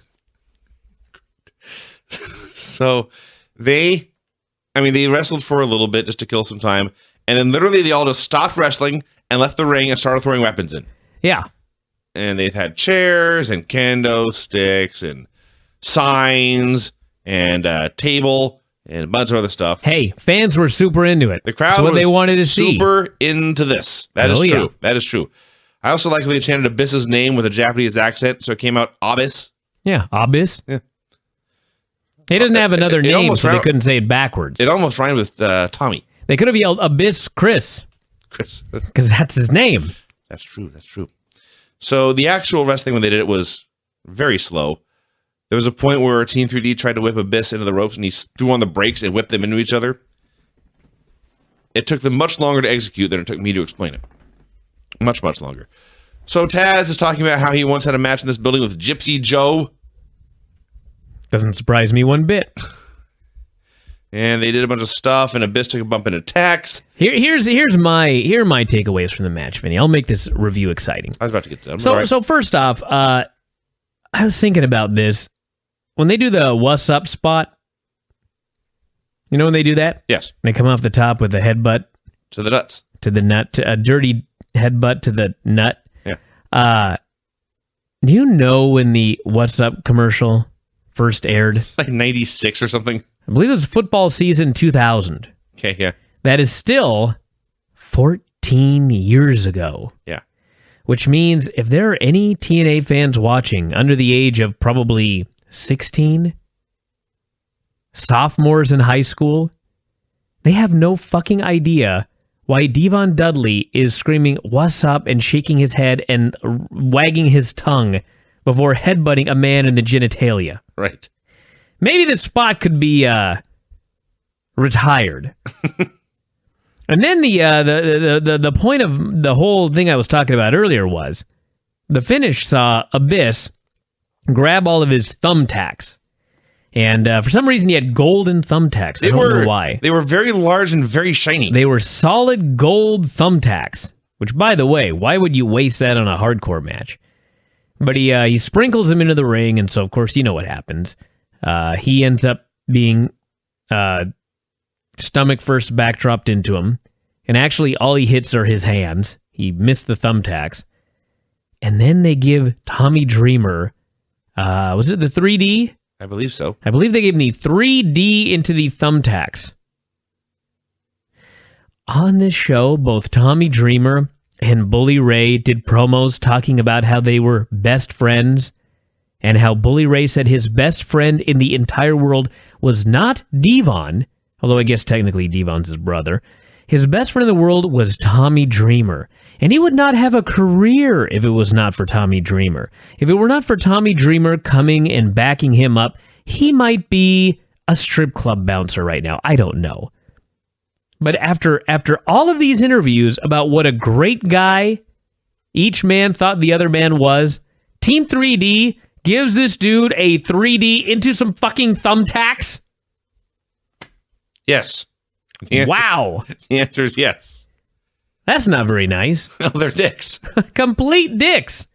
It's the old saying, if they did that to their friend, imagine what they would do to their enemy. I guess so. Poor Tommy Dreamer. So he got pinned with a 3D. And may have cried It's a safe I'm bet. not sure. Velvet Sky cut a backstage promo about her first trip to Japan. Was this it? What? Her first trip to Japan. As far as I know. Okay. I was barely paying any attention because I was writing all of these comments about how this was a WWE promo, just worse. All I could think was, what the hell did she do to her eyebrows? Well, she painted them on. That's not even... Well, I'm sure it's accurate, but it doesn't do justice to what it looked like. She appeared to have shaved her eyebrows completely off and then drawn them back in with a Sharpie. They were just black scribbles above her eyes. It was bad lighting was one of the main problems. Yeah, the lights were on. They were much better in the dark. Wow. So she was talking about how everyone said she should be afraid of Havoc, but then she said, bring it on. She said this with no confidence, and the camera stayed on her for a while, and it went away. This was bad. No, this was worse than bad. This was that WWE promo where like they write a terrible promo for somebody who does not know how to recite lines, and then they attempt to recite the lines, and it just comes off horribly. This was very bad. It was better than the match. Yeah, I was going to say. So Havoc wrestled Velvet Sky. Velvet's offense early was to do a bunch of top rope axe handles. Or maybe middle rope, but either way. Vinny, you don't understand the complex psychology involved in this match, clearly. No. She went to each corner and did a axe handle. Right. Then the monster got the heat. Then she made a comeback and decided she was going to do a fifth axe handle off the top rope. And it was one too many. I see. And she was caught and bear-hugged to death. Which is, in fact, exactly what happened. She was bear-hugged to death. She tapped out due to She flew all the way across the ocean to submit to a hug. Yeah. So, at least in her comeback, Velvet did hit a head scissors and a cross body, and those both came off okay. Yeah. So, 6 months ago, I probably would have given this deep negative stars. But the truth is, Rosa Mendez would shave her head to have a match this good. Oh, yeah. So, 1/4 star. Now, what about Velvet yelling about how she's crazy? Oh, I didn't say that, yes. Velvet ran, I guess you could call it running wild for a bit. And then when she got cut off, her way of selling, her way of expressing to the audience and the viewers at home that she was in pain and suffering was to go to one knee, look at the referee, make the circular motion with her finger pointing to her own head, yep, and say, she's crazy! I don't even know why. I have no explanation as to why she was shouting she's crazy. That was very bad. Yeah. And she has also been doing this for a long time. A long time. James Storm did a promo from a temple somewhere saying he was looking to recruit more people. And the main event was Storm and Sonata versus Great Muta and Tajiri. Mm-hmm. I believe Muta's pre-match headdress was a giant bug. It was awesome. He looked like Admiral Akbar. I guess. Tajiri and Muta are a great team. They both are crazy men who strike weird poses and then spit mist together. Yeah. So Tajiri is, of course, has destroyed himself, and he can't do very much in the ring. He did what he could for a while and tagged out. And Tajiri and Sonata did some fun stuff. Then they had a callback to the first match where two guys went under the ring. I like to think they did that on purpose. And Tajiri ended up under the ring getting mist spat on him, and emerged with his face all blue. And the heels worked him over for a while. And eventually Muta got what I guess you'd call a hot tag. Didn't last long. Man, he's so limited. Yes, he is. Like he is moving real bad. Yeah. Like I think the Great Khali may be more mobile than the Great Muta right now. No, but it's close. Are you sure? Yes. Hmm. But it's close. Can you imagine Khali hitting a Shining Wizard? Well, no, but I can imagine him walking, and he does that a lot better than the Great Muta There right was now. a point where, this is the very beginning before the wrestling even began, he removed his headdress and began to weeble and wobble and almost fell down. He did a lot of weebling. It's part of his gimmick now. He's worked it in. Rather than make him look immobile and about to fall down, he's just crazy. Yeah. So Finish to this all was actually quite awesome. Storm disappeared. The ref got bumped. Sonata and Tajiri ducked each other's missed shots. And Sonata went up top, but he jumped off, and Muta and Tajiri were together, and they double misted him. Red and green. And then Tajiri hit the execution kick, and Muta hit a Shining Wizard for the win. Finish was awesome. Rest of it was a match. And then afterwards, Storm dumped Tajiri out, and he tried to choke Muta with a rope. And Manic ran out, but then Team 3D came out to make the save, and Storm got misted and 3D'd to end the show. Yeah, it was not much of a main event. Poor Muta can't do anything, and it was a little bit weird because there were people chanting for James Storm, and the announcers are trying to explain that there is a TNA contingent there, which, by the way, was true. I was told that there were TNA fans that went to Bound for Glory from all over the world, like a whole bunch of different countries, which, think about that, by the way. Talk about the most depressing. Loyal fans in the entire world. But anyway, they were blaming TNA fans, but the reality was probably it was Japanese fans that knew that Tajiri had turned heel on Wednesday. Yes. Might be why he was booed in this particular match.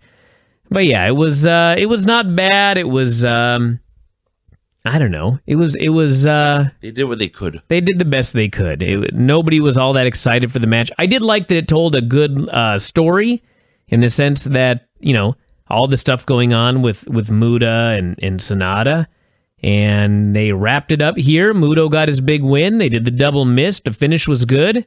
So it was fine. It wasn't... Hey, when you think about the history of TNA and all the main events they've done that involve guitars and powder and all this other stuff, there was a ref bump, but on the grand scheme of pay-per-view main events for TNA, this was not the worst one of all time. No. Oh, God, no. Jesus, no. Nowhere even close. No. And then the last thing they did, they wrapped up the show. This. I don't even know what it was. They wrapped up the show, and then the TNA graphic came up on the screen. Then we heard a car horn honking and a man laughing. He was chuckling. I think it was Taz, but I don't know. Your theory is a good one. Maybe he was doing the whole commentary bit from his car. Yes. And wanted the world to know. Yes. There was a couple of honks and then some chuckling, and the show went off the air. Which I guess is reminiscent of the first UFC, which opened with a belch. Really? Yeah. All right, TNA Impact. A pointless show. It's not... In a way, it was more sad and less sad than last week. So are you telling me it was a show? Yeah, I guess. It was less sad because it was not so blatantly held in front of an empty arena. But it was more sad in that it just felt like this is a company that is about to go into limbo.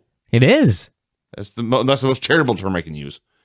And this is their final steps. By the way, one thing before we go any further, because I just want to, I don't want to forget to mention this. 3 of you donated $200 each to Whitney's Whale Scout fundraiser. And we are going to be kicking off the guest hosting of the Bryan and Vinny Show probably next week. So if you donated, I will be emailing you sometime within the next few days, and I'll start setting it up. Obviously, we tape very late, so we're going to have to work around some schedules or figure something out. But that'll be starting next week. And all of you that donated $50 and are getting the signed copies of issue number 1 and issue number 1000, those were just printed today on high-quality, beautiful, glossy paper, and they will be going out in the next few days as well. So if I owe any other perks, I'll be getting those out to people as well. All right, go ahead. So, Kurt Angle came out for a promo. As I noted, that was in the pre-show audio test. Kurt Angle said pro wrestling had never been better in any company anywhere. A lie on every level. He called out Lashley. Said he'd given MVP and Kenny King the night off.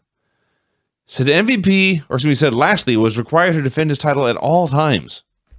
What does that mean? I guess like after he brushes his teeth or when he's washing the car. It's the 24/7 rule. So Lashley said he had turned down Bobby Roode's request for a rematch because Roode had already gotten his chance and lost. And then Lashley challenged Kurt to a fight. And Bobby Lashley and Kurt Angle had a great, great, great stare down. What a shocker. Yeah. And eventually, Kurt vowed he would fight someday, but not today. He booked a 4-way for the top contender spot between Eric Young, Jeff Hardy, Austin Aries, and Bobby Roode. And Lashley was not happy about Roode being there, and by the time this is done, this segment had done a great job of making me want to see Kurt Angle versus Bobby Lashley. I loved when, I think it was Taz, I think it was Taz, but somebody was like, oh man, Kurt Angle's stacking the deck against Bobby Lashley. I was like, stacking the deck? He's chosen 4 guys who Lashley has already beaten. Yeah. It's not stacking the deck. And he's eliminating 3 of them. That's so right. Lashley has to beat all 4 of them. There are 4 guys he has already beaten who are going to beat the shit out of each other, and the survivor is going to go against Lashley for the second time. Yeah. This is not stacking the deck. They recapped Team 3D's induction into the Hall of Fame from Bound for Glory. Yeah. Didn't really occur to me the first time, but watching this, all I could think was, these dudes, they already had to go on a long plane flight to Japan. Now they got to get in whatever formal wear they could squeeze in their suitcase and hang out on the tables in this cafeteria or wherever they are while Team 3D pretends to be honored. What a miserable time this must have been. Just not wanting to be there, not able to wait for it to be done. I was laughing that Joe was laughing about something. I don't even know what. And then they had a shot of Low Key, who looked about maybe 12, maybe 13, I'm not sure. Looked like a little kid. Always does. Matt Hardy and Magnus had a wacky meeting backstage, challenged each other to a match. Madison Rayne versus Havoc.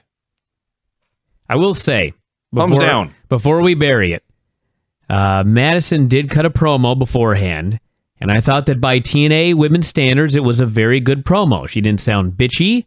She didn't sound whiny. She just calmly stated her case. I don't know what the hell her case was. I wasn't paying attention, but I didn't think this was a bad promo. Think about what you just said for a second. No, I was fixated on her delivery. I was just like, this ain't bad. Usually they're crying or they're yelling or they're shrieking, you know? Yeah. So, first of all, Madison comes out, and they're trying to do this fancy entrance where she comes out on stage and the cameraman runs up the ramp at her and then goes behind her. But their camera is very cheap and shaky. Looks very low rent. Maybe the guy had one leg shorter than the other. Is that possible? It is. It could be. So they had a bad match. It was bad enough that they tried to edit some spots out, and TNA never tries to edit anything. And they did some fake stuff, and then Havoc won with a chokeslam. Did some fake stuff? They did some fake stuff. What does that even mean? Well, it means they did stuff that looked fake. I see.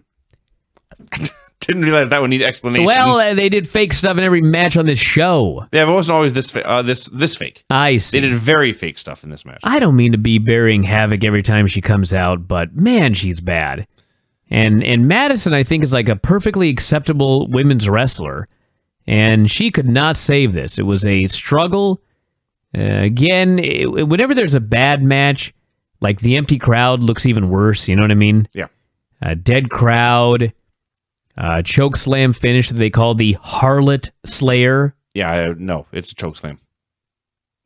I'm not going to call it that. It's a chokeslam. Harlot Slayer. Angle and Devon had a conversation about the flight to Japan and the Hall of Fame. Eric Young cut a flat, boring backstage promo about the 4-way tonight.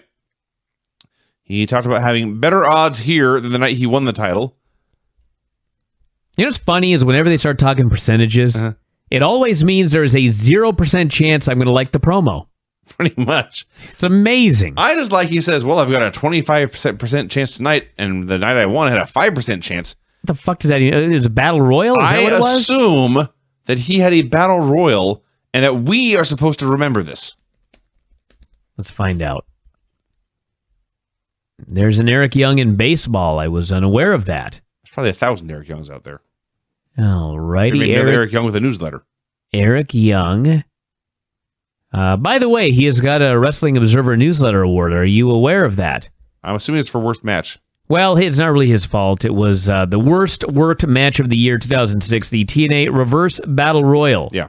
On Impact. There's a lot of worst matches in TNA that were not really the fault of the guys involved. Yeah. Remember the Chris Harris, James Storm blindfold match? I do. That was awful. All right, list of TNA World Heavyweight Champions. Let's see. Eric Young beat Magnus. If Magnus had been counted out or DQ'd, he would have lost the title. It does not say what the setup is. So I will do that while you continue on. Speaking of Magnus, he wrestled Matt Hardy. I enjoyed this. A perfectly competent little pro wrestling match. They really did. There's a spot early on outside where Magnus grabbed Hardy for a powerbomb on the floor, and I got very scared. Yes, he won a battle royal to become the #1 contender. Oh, thank God we saw that mystery. So Magnus has Hardy up for a powerbomb, and I thought, oh God, he's going to slam him on the floor and it's going to suck. And then he kind of bonks him into the ring post. Okay, that wasn't too bad. And then he threw him into the ring apron very, very, very hard. We watched this the exact same way. He teased power slamming him into the apron, and I was like, oh my God. And then he rammed him into the post instead, and I breathed a sigh of relief, and suddenly just power bombs him right on the edge of the apron. I was like, man, what an idiot. So, Matt made his comeback. Magnus got caught using the ropes on a pinfall. Finish was actually funnier now than it was when they taped it, because Magnus tried something jumping off the middle ropes, and Matt went all Randy Orton on him and hit a RKO in midair, just like it was any other Vine. And they claimed it was a twist of fate, but it wasn't. So, yeah, Matt won. Hey, that's an easy Vine right there, everybody. Just replace Matt Hardy with Randy Orton, and you win. There you go. I did think this was a fun little match. Matt looked good. Yeah.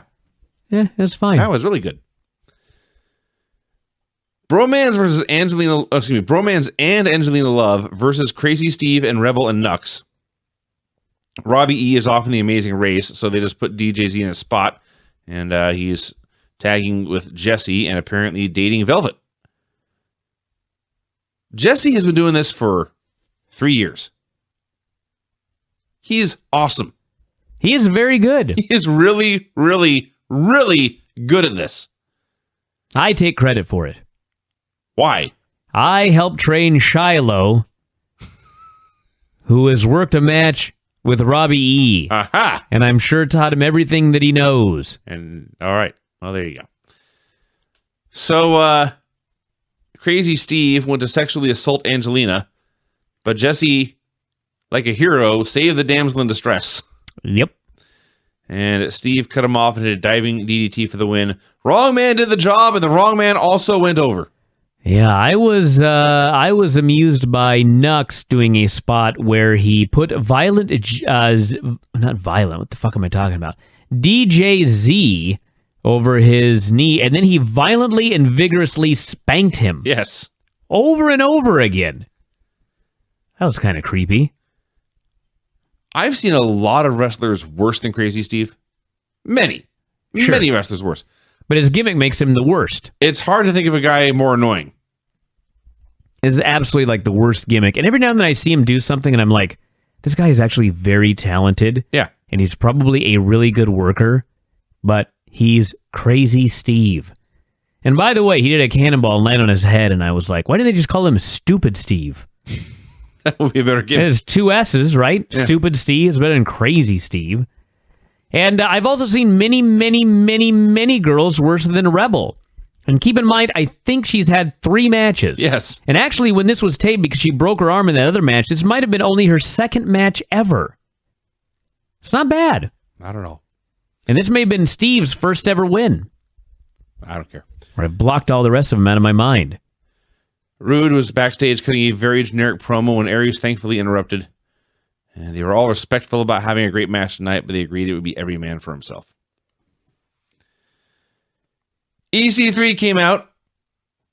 It was the big reveal of his new bodyguard, and he didn't even talk about it at all. He just walked out and then pointed to the back, and out walked Brodus Clay. And the announcers were going off about how they couldn't say his name because the Carters wouldn't let them. What it sounded like they were saying was, we can't say his name because he's a leftover from a bigger company and they'll sue us.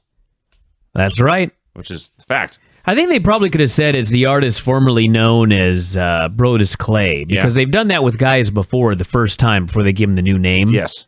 But they didn't do that here. No. Not taking any chances right now. No. His name is Tyrus now. Dressed as Snoop Dogg's bodyguard again. Yes. Way better than the dancing dinosaur, I'll say that. The dancing dinosaur was fun like once.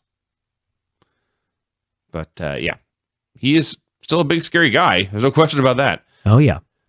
So Ethan is going off about how Bully Ray should not be in the Hall of Fame. Then it occurs to him that he has beaten everyone in the Hall of Fame. The prestigious TNA Hall of Fame. It's hard to say it without laughing. One guy remains in the company. Everybody else is in WWE. Well, I guess Team 3D may be back, but... Yeah. Is Angle still with the company, technically? Actually, you know what? I think his contract is expired, but no. I think he's going to be back.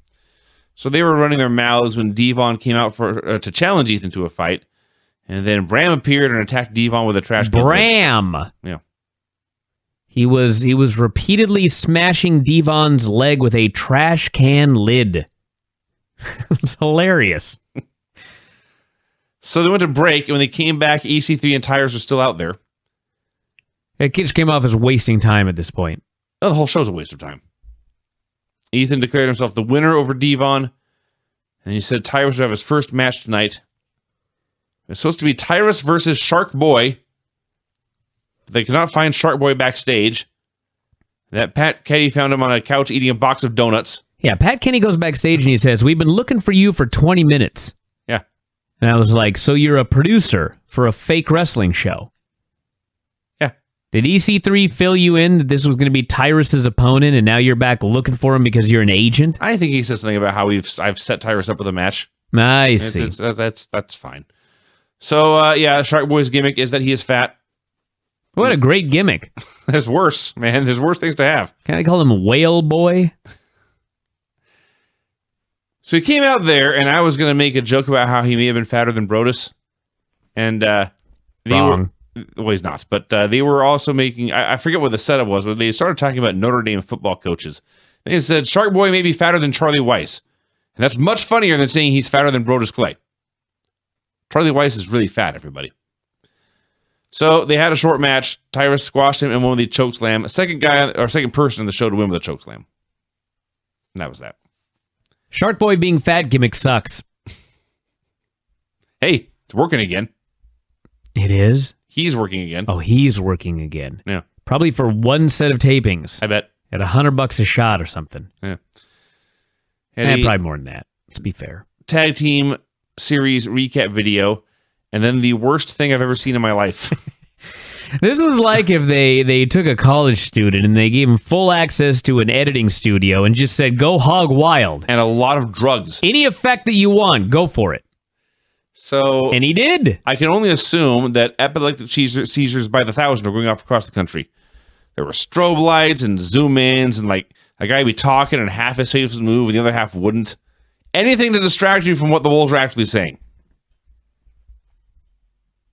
Not good. What were they saying? Because I was... They're gonna beat everybody. Yeah. Great. So, yeah, they're doing a 8-team tournament to find new contenders for the tag belts. Main event, Eric Young versus Jeff Hardy versus Austin Aries versus Bobby Roode. Good little match here. I like this. There's nothing to complain about here at all. Eric Young, perhaps he is on that steak and eggs diet as well. He's noticeably gaining mass. No, I'm not gaining mass. I see. Just getting skinnier. Eric Young is gaining mass. They hit a bunch of dives. Aries tried to win by a triple countout, which would have been awesome, actually. But it was not to be. Did 100 big moves. Everyone started missing top rope moves. What I loved about this match is they had a bunch of cool dive spots early, and dudes are flying over the top rope and crashing and burning and all that kind of stuff.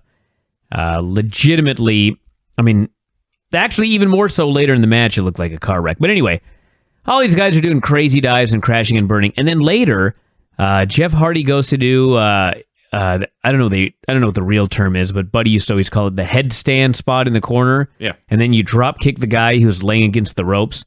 But he goes for the drop kick, and the dude moved out of the way, and he landed flat on his back. That looked more painful than any other spot on this entire show, I think. Like he killed himself.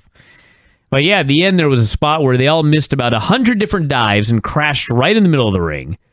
And cool spot where Rude did a kick out of a cradle right into a crossface. It was good. So Hardy and Young got eliminated simultaneously when Aries and Rude hit their finishers and pinned them. So now it was a one-on-one match, and they had a fun little one-on-one match for about, 3 minutes. And Rude avoided several brainbusters and finally won with a Rude bomb. And Hardy and Young returned, and they all celebrated together, and that was that. Yeah, good little match. Bobby Roode came out of it looking like the man. All raise each other's hands. It was very nice. This was not in any way a blowaway show, and in some ways it was kind of just like a nothing happening show because it was a lame duck show. But it was a good main event, and it was very refreshing compared to Raw.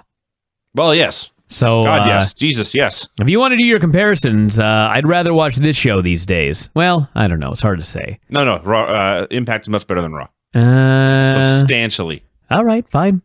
I think in many ways they're about the same. One is 3 hours. One can feel like 3 hours. They both have guys who can do good matches. They both have guys who can do good promos. But like neither of them are blowing me away. None of them are blowing me away and getting me all excited for the next match that's coming up. I don't even know what the next matches are here, except I guess Rude Lashley. And even that, I know who wins. So. Good movie. Well, let's get going here on this Impact show. A fun and exciting. Did I already use that line? Yeah. Yeah, it's kind of just a show. Let's go. I will say the crowd looked a lot better this evening. And sounded better. It looked like there might have been people in the building. So the gimmick was they're doing a tag tournament, and for some reason they couldn't just name teams. They picked 8 individuals, and each of those individuals was allowed to pick their partner. Then everyone just picked the partner you would have guessed anyway. Yeah, I don't know why they didn't just have what the point of this was, I have no idea. Yeah, that was funny. So Matt Hardy came out to announce that his tag team partner would be Jeff Hardy. Shocking. He even admitted it was a shocking revelation. Yes, they fought the Bromans, which was obviously DJZ and Jesse. They had every 4-minute TV tag opener you ever saw.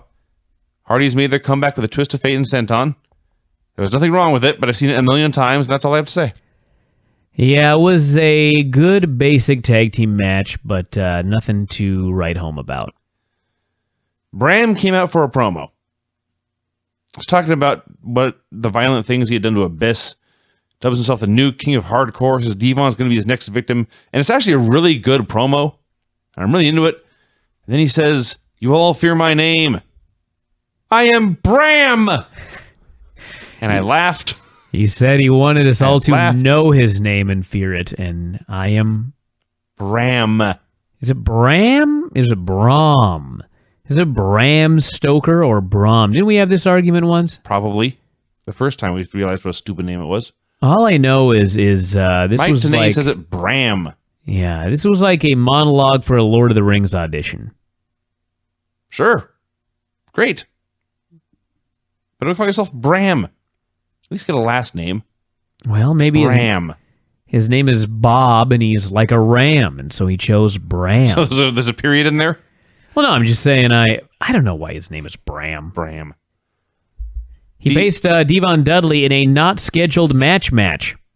They brawled for a while, and then at a completely random point, security came out and separated them, and Kurt Angle made the match for later in the show. I love that this company has got limited expenses, but meanwhile they've got 9 million security guards. Yeah. Brittany approached Sam Shaw backstage, asked if he was going to do what they had talked about. He said he didn't know. She said she would like it if he did. What an outfit she had on today. Well, she was stunning. It was quite stunning. I liked how, I don't know, like, maybe she's a tomboy in real life and she only wears tennis shoes. But it was such a monumental struggle anytime she had to walk on this program. Walking down the ramp, struggle. Walking up to Sam Shaw, struggle. She's the best. So, it was Low Key and Samoa Joe. I guess that's the closest they had to a mismatched team. But Key just said they had fought a million times. He knew Joe was tough and they could win the tag titles together. Against Sam Shaw and Gunner. Mm-hmm. So they're doing this match, and Brittany comes out to watch, and she's... Struggles out, Yeah. I wrote here. Yeah. And she's trying to talk to Shaw, and Shaw's talking to her, and Gunner's getting pissed and trying to get Shaw to focus on the match and ordering Brittany to the back. And then Brittany tripped Gunner, and Loki hit him with a kick, and Joe hooked a choke for the win. And then Gunner started getting mad at Brittany for obvious reasons, and then Shaw started beating him up with a chair, and then Brittany laughed, and then Sam Shaw and Brittany made out for a while. This all got like twice as much time as the Hardys wrestling match did. Well, it's a big angle, Vinny. He turned on Gunner. Remember when they had that storyline backstage where Gunner went up to Sam Shaw and he was talking to him about Brittany, if I recall correctly? And Sam Shaw said something like, "There's somebody else I've got my eye on." Remember that? Vaguely. Yeah. So much for that. I don't care. I care about Sam Shaw's corduroy pants. Like, he got rid of the sweater, Yeah. but he's still wearing corduroy pants with a belt. I don't know. Maybe Crazy Steve had a yard sale. Could have been. I did like Brittany's see-through Lululemon yoga pants. Sure. Highlight of the show, aside from the tag match. EC3 and Tyrus were backstage for a promo. Ethan declared Tyrus was his tag partner. He challenged Spud to find a partner of his own, but he knew Spud would always be afraid and laughed. MVP and his crew were whining about Bobby Roode getting another title shot, but they said Lashley would beat him again, and then Kenny and MVP declared themselves in the tag team tournament, which I guess you can do. Well, they did specify it was open to anybody. I guess. So first come, first serve? I guess so, yeah. Rebel was supposed to wrestle Angelina Love, but then Havoc came out and killed Rebel. The crowd was so concerned they chanted for tables. So Rebel got chokeslammed, and Gail Kim ran out and brawled with Havoc. In the middle of this brawl, they started playing music and went to break. Yeah, this Havoc thing not working. Nah, really ain't. Like, literally nobody cared about the brawl. It was just, like, dead. And then we had more officials out again, which we don't need twice in one show, but I guess they decided that we did. And that was that. Bram versus Devon. They basically had a toned-down version of a New Jack match in 2014. They did not have New Jack's charisma or Natural Born Killers playing, so it was just two dudes bashing each other with weapons repeatedly. I don't know if I was just tired or what, but this was like the most boring garbage match I've ever seen. They just like hit each other with stuff. Mm-hmm. And then, if you recall on the Tuesday show, we were ranting and raving about the main event on Raw, where they decided that they were going to do a street fight. But in the middle of this handicapped street fight, no rules match, everybody stood on the apron like an idiot waiting for a tag. So here in this match, they had a finish. And the finish was Magnus is going to come out, and he is going to hit Devon with a stick behind the referee's back. Apparently, nobody brought up the fact that it is a no DQ hardcore match. Why does the ref have to have his back turned? I don't know. So yeah, they had to distract the ref in order to use a stick. And then Bram used a turnbuckle right in front of the ref, which of course was legal, and pinned him. Yeah. This was a complete waste of time, and it annoyed me.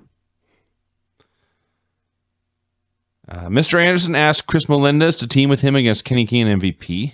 Melendez accepted. I really like this because Anderson is a military guy, Mm-hmm. and Melendez was a sergeant.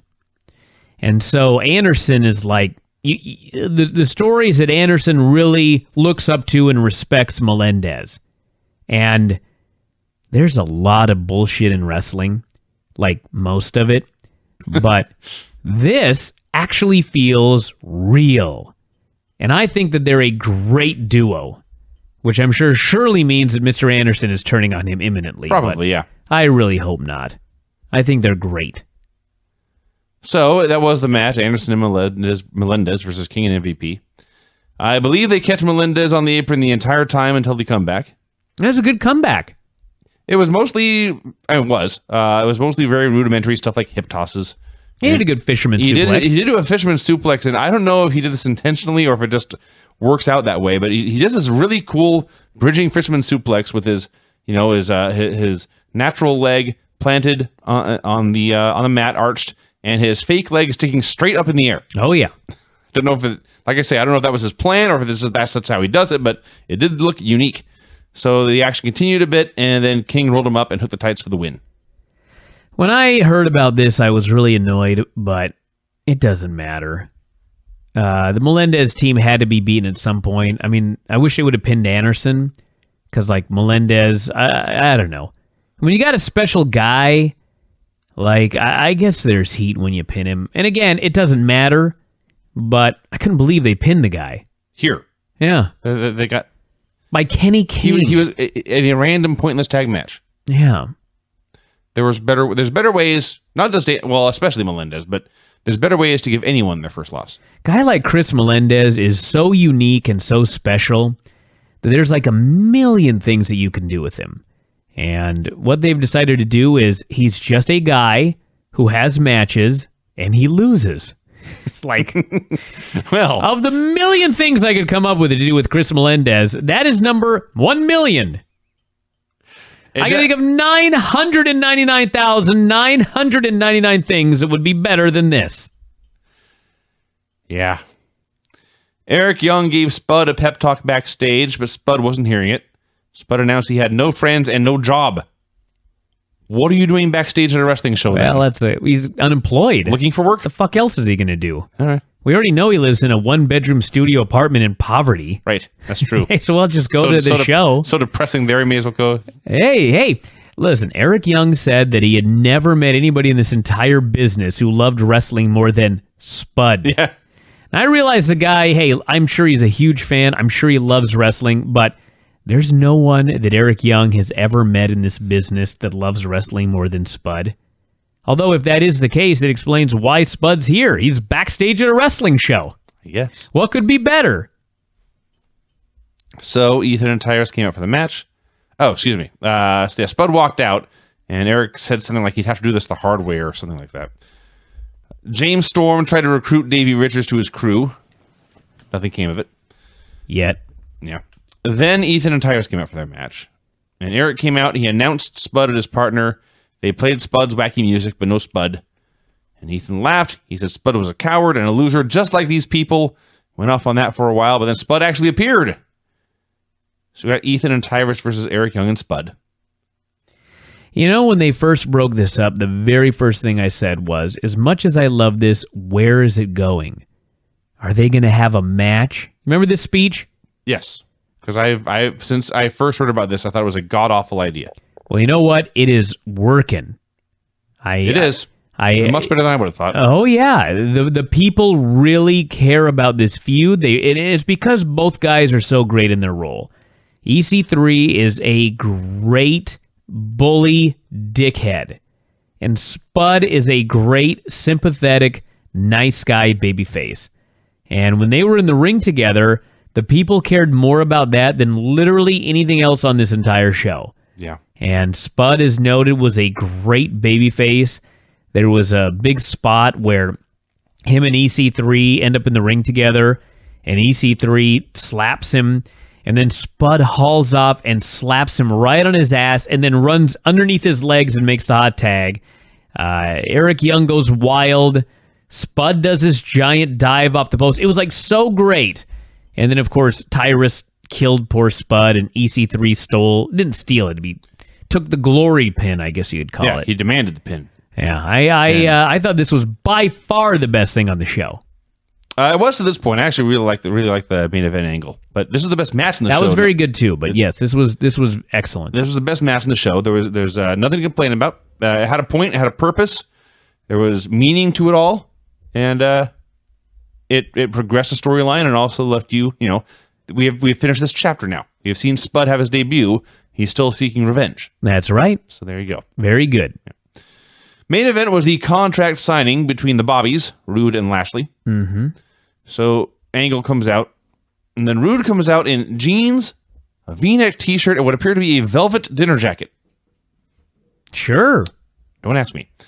Maybe he raided Sam Shaw's closet. I guess. They just all trade clothes. MVP and his crew came out, and they start cutting promos on each other. And Rude is talking about how all he cares about is pro wrestling. But Lashley's heart is split. He really wants to be in MMA. He doesn't care about wrestling like Rude does. Certainly not like Spud does, by the way. No, nobody does in the whole world. Mm-hmm. He finishes and he says that Lashley is not a machine. He is a man, and he can be beaten. And MVP speaks up to speak for Lashley. He says, it doesn't matter if it's an MMA cage or a pro wrestling ring. I point Lashley to his opponent, and Lashley destroys whoever's in front of him. An excellent point. MVP is the world's best Don King. Yes. He is the man's promoter. Mm-hmm. He is his manager. Yes. He manages his career and his matches. It's an awesome gimmick. This gimmick is so great that it boggles my mind that they beat Lashley. Well, not that this is a good reason, but isn't part of the deal that they don't know? Well, yeah. It's a contractual thing. Yeah. So it still sucks. Great job signing all your champions to contracts that are about to end. Yeah.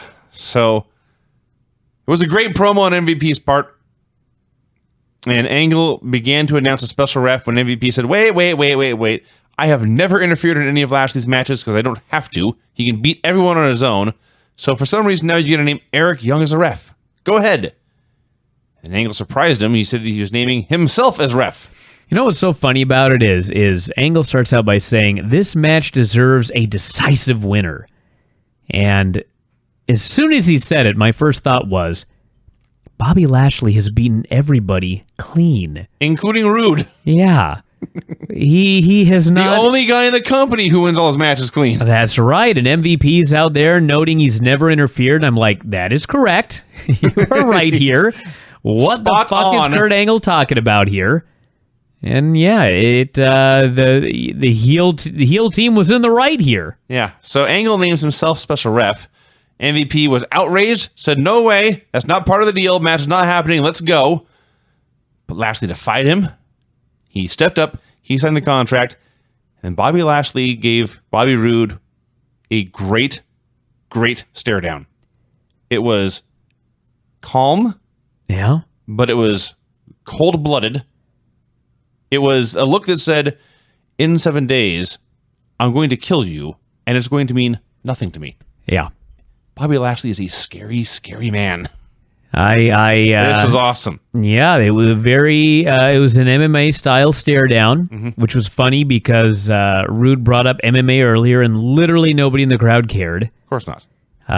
What is interesting is Bobby Lashley is fighting in Bellator tomorrow, and the guy that he is fighting is 9-0, and it's like all first round stoppages or something like that. Uh-oh.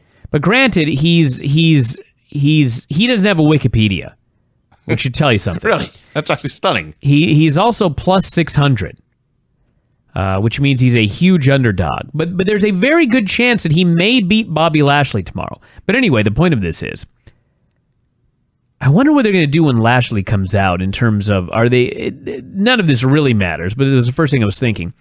Are they going to announce Bobby Lashley as the TNA World Heavyweight Champion? Because right now he's technically not, even though he hasn't lost it on television yet. And the reason I bring it up is the answer would normally be, well, of course they will, because if it hasn't aired on TV, it hasn't happened yet. But on this show, at the end of the program, they showed clips of next week's match. So they have acknowledged on television that the match has already taken place. Does anybody care about this except me and probably Dave? Unlikely. But I was thinking about it when I watched it.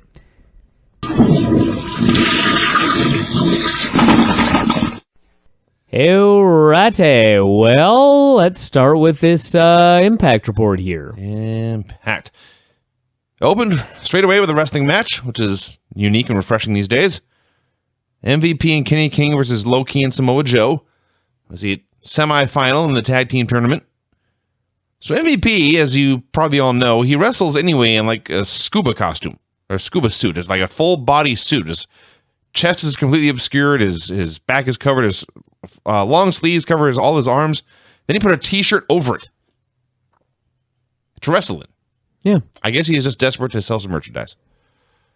So they had a lot of time and had a very fun TV tag match. Actually, there are two best spots. The heels were trying to drag Joe out of the ring by his feet. So Joe's in the ring standing, and each heel has one foot and is pulling on it. What a plan, by the way. Yeah. So Joe is trapped, and he calls on Low Ki, and Low Ki charges, and Joe backdrops him over the ropes onto both opponents. That was fun. And even more fun, towards the end there, Joe's making his comeback, and King cuts him off, hits it with a kick, and makes a cover, and Low Ki does the best breakup of a pin ever. He charges across the ring, he leaps high into the air, and he comes down with both feet in Kenny King's ribs. Yeah. This is brutal and savage, and it made me laugh. So they went back and forth for a while, and eventually Joe got MVP in the ring and choked him out for the win. This was fun. No, it's a good opener. I don't have anything to say about the opener, but before this match and after this match, they had promos for the Bobby Roode Lashley main event, which of course was their second meeting for the title. And what is it with these shows where we put together a fabulous video package for a big match, and we air it on the show that the match is taking place? Have people forgot what video packages are all about? Promotions no longer promote. This is like a WWE deal where WWE does this all the time. Their best video packages are on the pay-per-view that you already bought. And so apparently somebody thought that was really cool, and so now they've taken that concept to TNA. I can think of no other explanation for this. But like, if they had aired these video packages for the last 4 or 5 weeks leading up to this championship match, or even the past 2 or 3 weeks, I would have been looking forward to this match like crazy. Yes. These video packages were awesome.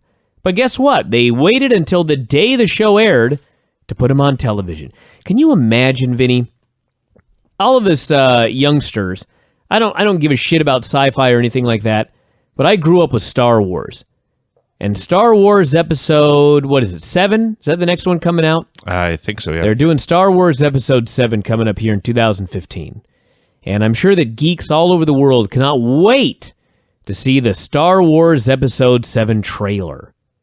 Just like... Dude, you can go right now. The Avengers trailer just hit the world and everyone lost their damn minds. Okay.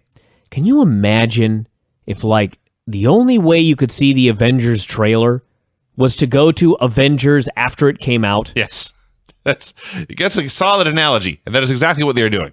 Like, isn't the idea that you get a trailer ready like 6 months in advance? Like, if the movie's coming out in June, you start airing the trailers during all of the Christmas movies.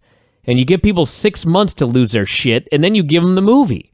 In pro wrestling, it's like, we got this great match, put together the best video package you can, and then we'll air it on the show. Is this that hard? Apparently. Baffling to me. Yeah. Baffling. Devon was cutting a promo backstage when his phone rang. He took the call in the middle of the interview, which was very rude. And apparently this person was calling to say they were there. Yeah. Bram came out for a promo. Isn't Tommy Dreamer always there? Pretty much, actually, yeah. Like, as far as big surprise partners go, this is not much of a surprise. So Bram came out for a promo,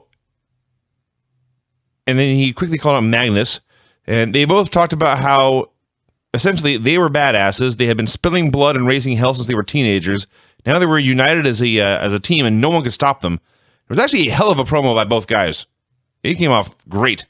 I was a little annoyed that Bram kept he kept changing the nicknames of the guys he was fighting. He said he wanted to destroy the Brotherhood of Hardcore. And later he talked about taking out the dinosaurs of Hardcore. So, that annoyed me, but that's nitpicking. I loved when Bram said, imagine, Magnus, if you had been this dangerous when you were the champion. Yeah. I was like, yeah, you might have won a match. Yes, he had a point. He was correct. So this is a great promo, and I don't know why this team was not in the tag team tournament. Well, they just didn't enter. It was an open tournament. I guess so. So Devon came out, ran them down for a bit, and then, yes, he introduced Tommy Dreamer. And the announcers mentioned that Bully Ray was taking a sabbatical so his body could heal. I see. In other words, he had not yet re-signed. Yeah. So they had a giant brawl for a while, and then Devon pulled out some chairs, and the Englishman left. A very basic segment, and there was nothing wrong with that. Yeah, it's fine. I loved when Devon came out wearing a button-up shirt. Actually, it was Dreamer. Yeah. And I mentioned this before, but Dreamer looks more and more like a dark-haired Ric Flair every day. He is growing his hair long. Yeah. Madison, and his knockoff music's got to go. Guy in a crate. Oh, my God. It's so bad. Madison was backstage trying to make peace with Taryn Terrell. I have completely forgotten why they're not getting along now. I guess Madison pulled the tights because to win a match. Madison pulled her tights in a match months ago or weeks ago. Yeah. And Taryn holds a grudge. Apparently. So, Taryn said they should concentrate on their match against the beautiful people for now and solve their problems later. Shark Boy was backstage. This gimmick. The best thing this guy ever did for his career was to get fat. Oh, yeah? Well, he was unemployed, at least not on TNA, and they brought him back fat, and now he's on TV every week. Right? Well, I can't argue with you there, but I don't know how much he's making now that he's employed. That's a solid point. So he's back there, and he's supposed to be doing an autograph signing, but he wants to eat his hot dog. I was very disappointed, by the way, that he never took a bite of the thing anyway, but he had like the shark mask pulled up over his mouth. He should have been eating through the mask. It'd be funnier that way. I was just glad that I watched this before we did the contest because I would have imagined he was eating all them dogs. Indeed.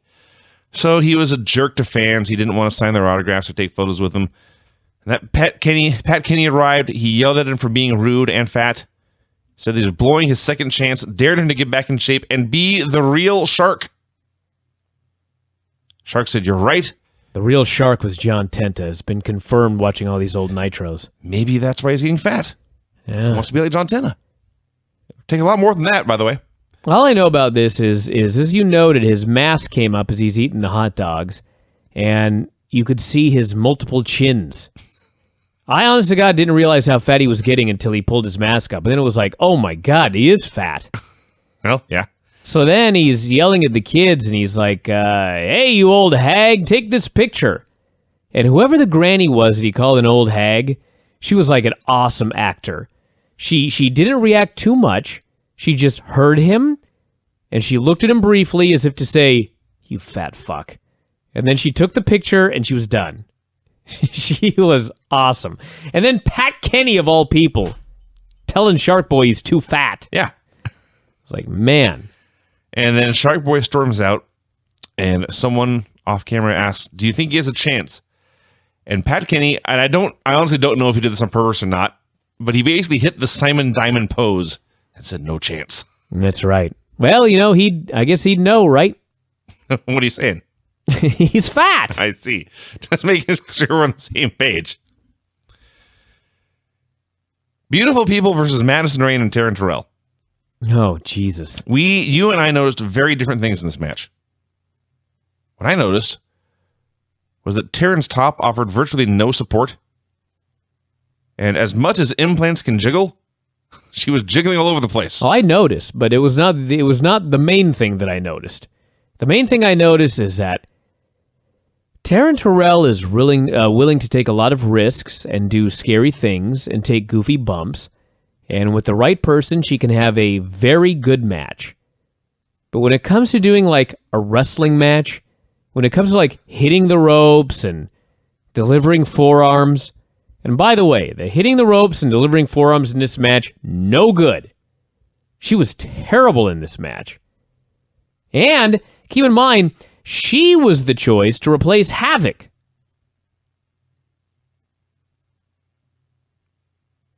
That's all I got. Yeah.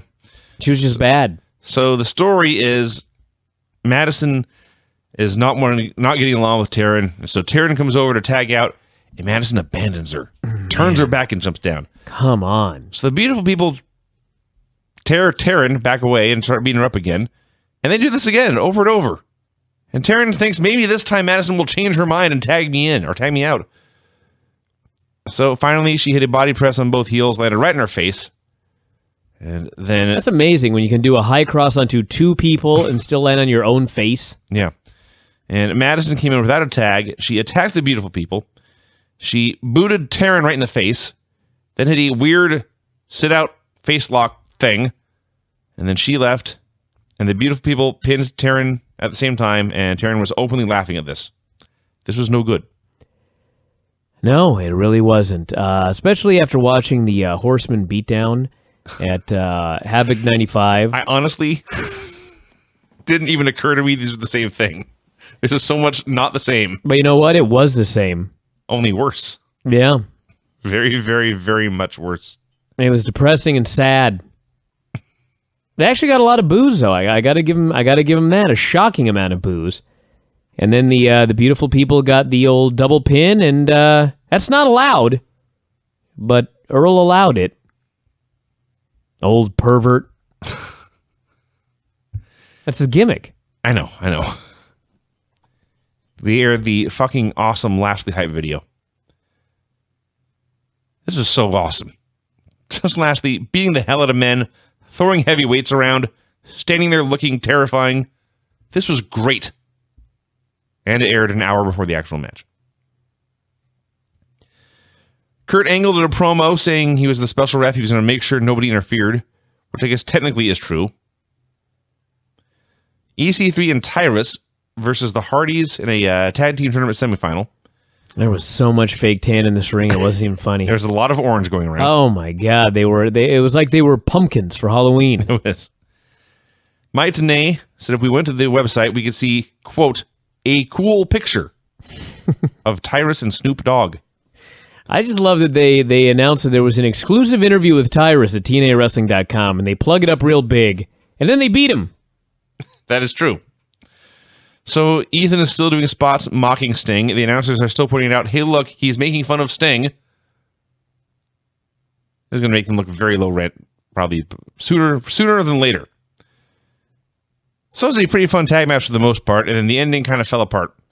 They isolate Tyrus, and he does some fun giant spots, throwing them both around, and then they cut him off, and Jeff hits a stunner, and Matt hits a twist of fate, and the idea is Jeff will go up and hit the senton, only Tyrus, I don't know if he just didn't want to take the move, but rather than roll into position, he rolled like all the way across the ring, and Matt had to go get him and roll him back. Yeah. And even then, he was still out of position, and Jeff sentoned his legs, and Jeff pinned him. Tyrus has got a great look, but my God, he was terrible in this match. Yeah. So Ethan was appalled and tore into him at ringside. James Storm and his crew had a promo in the ring. He said he was there to, it was time to expand. He called out Davey Richards. Davey came out to hear what he had to say. And James says, look, you're a tag team wrestler. I was a tag team wrestler for many years. I was held back by my partners. I don't want to see that happen to you. And Eddie Edwards ran out and interrupted. So there's no way Davey would give up everything they had to join Storm. And Davey grabbed the mic away and said he could speak for himself. At this point, Eddie didn't want to hear anymore. He challenged Storm to a fight. Storm accepted. So, Eddie Edwards versus James Storm. This was probably, all in all, the best thing on the show. Keep in mind, by the way, that the Wolves have been around for a few months now. Mm-hmm. Tyrus just debuted. Mm-hmm. They're already breaking all of these teams up. Yeah. I mean, is it that hard to let people just, like, be teams for a while? Apparently. So Eddie and Storm had a fun match. Davey was at ringside looking sad and conflicted. Then also, Manic was coming over trying to make a sales pitch, essentially. And Eddie had to keep fighting him away from his own tag team partner. So it was essentially Eddie Edwards, the best babyface on earth, fighting three men at once. He was very good at it. And then finally, he got into a argument with Davey. And then Davey was in the apron and they were arguing. And then Eddie turned around and Storm super kicked him and pinned him. And the announcers were sure to point out that Davey, if he wanted to, could easily have warned Eddie, James Storm was behind you, is going to kick your head off. It didn't happen. I enjoyed this. It was good. The only thing that I didn't like about it is Davey Richards is a great wrestler. He is not an actor. And his whole role here was to act torn. And he was so obviously torn. He was furrowing his brow. He was looking sadly at the fans. There was a spot where Manic was dramatically whispering into his ears, and he got the furrowed brow again. And it's like, okay, the dude ain't an actor. So Why don't you just have him go out there and have him do nothing? No facials whatsoever, nothing. And you have the announcers tell the story. What does this mean? What does it mean that he's just standing there? Why is he not reacting? What is he thinking? That to me is much better than having a guy who's not an actor have to go out there and act like he's torn. He doesn't know what to think or which way to go. I don't know. I just thought it was kind of corny. But the story of the match was great. Yeah. Then it was time for the main event. It was Bobby Roode and Bobby Lashley. And I've been thinking about this. Obviously, this was taped weeks ago, maybe literally months ago. So I've known it was coming for a while. But Bobby Lashley, as he's been portrayed on TV, and I know it doesn't matter at this point in TNA, and he's a lame duck champion and all that, but the fact of the matter is, Bobby Lashley has been a great champion. Oh, yeah. He has come out and looked scary. MVP has done all the talking, which makes Lashley better, by the way. It is not only does it hide his weaknesses, it improves him. He has a man to speak for him. He has an underling to do his talking. All he does is train and eat and kill. And so then he goes out. By and large, he has great matches. He destroys everyone and beats them clean. He's been the best champion, certainly the TNA. Maybe, you know what I'm thinking about? Probably literally the best champion TNA's ever had.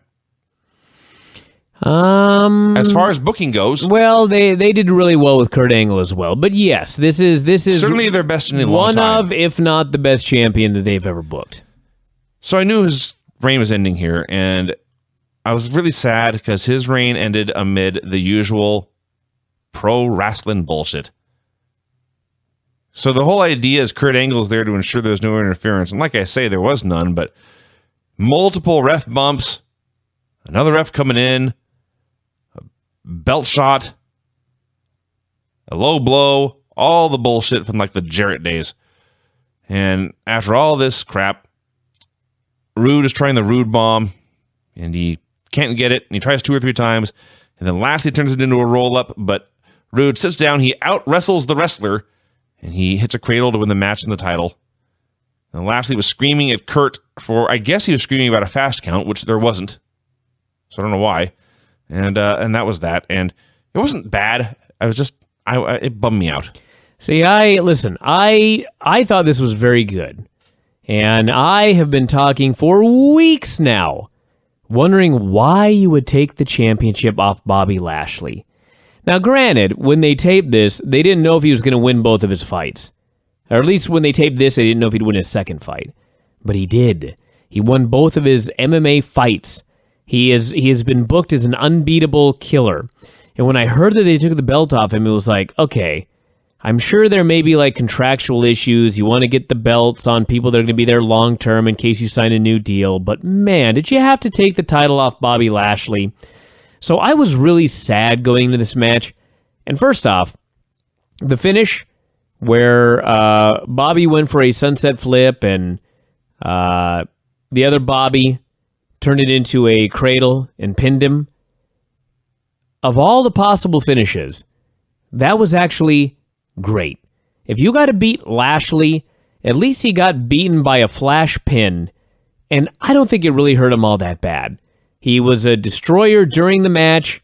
He got beat for 3 seconds. He got beat, and now he can still be a destroyer again after this.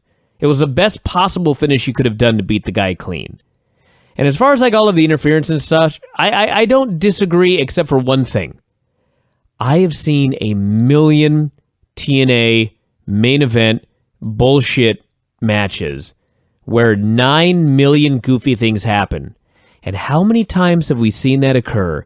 And everybody's going crazy at the beginning of the match, and as the match goes on and they do more and more bullshit, they lose the crowd. And finally, by the end, nobody gives a shit about anything when they do the finish. At least in this match, every time they did one of these twists and turns, the fans were into it. They went nuts for the... there was a belt shot that everybody bought as a finish. Bobby Roode kicked out. The place went nuts. They were chanting, "This is awesome."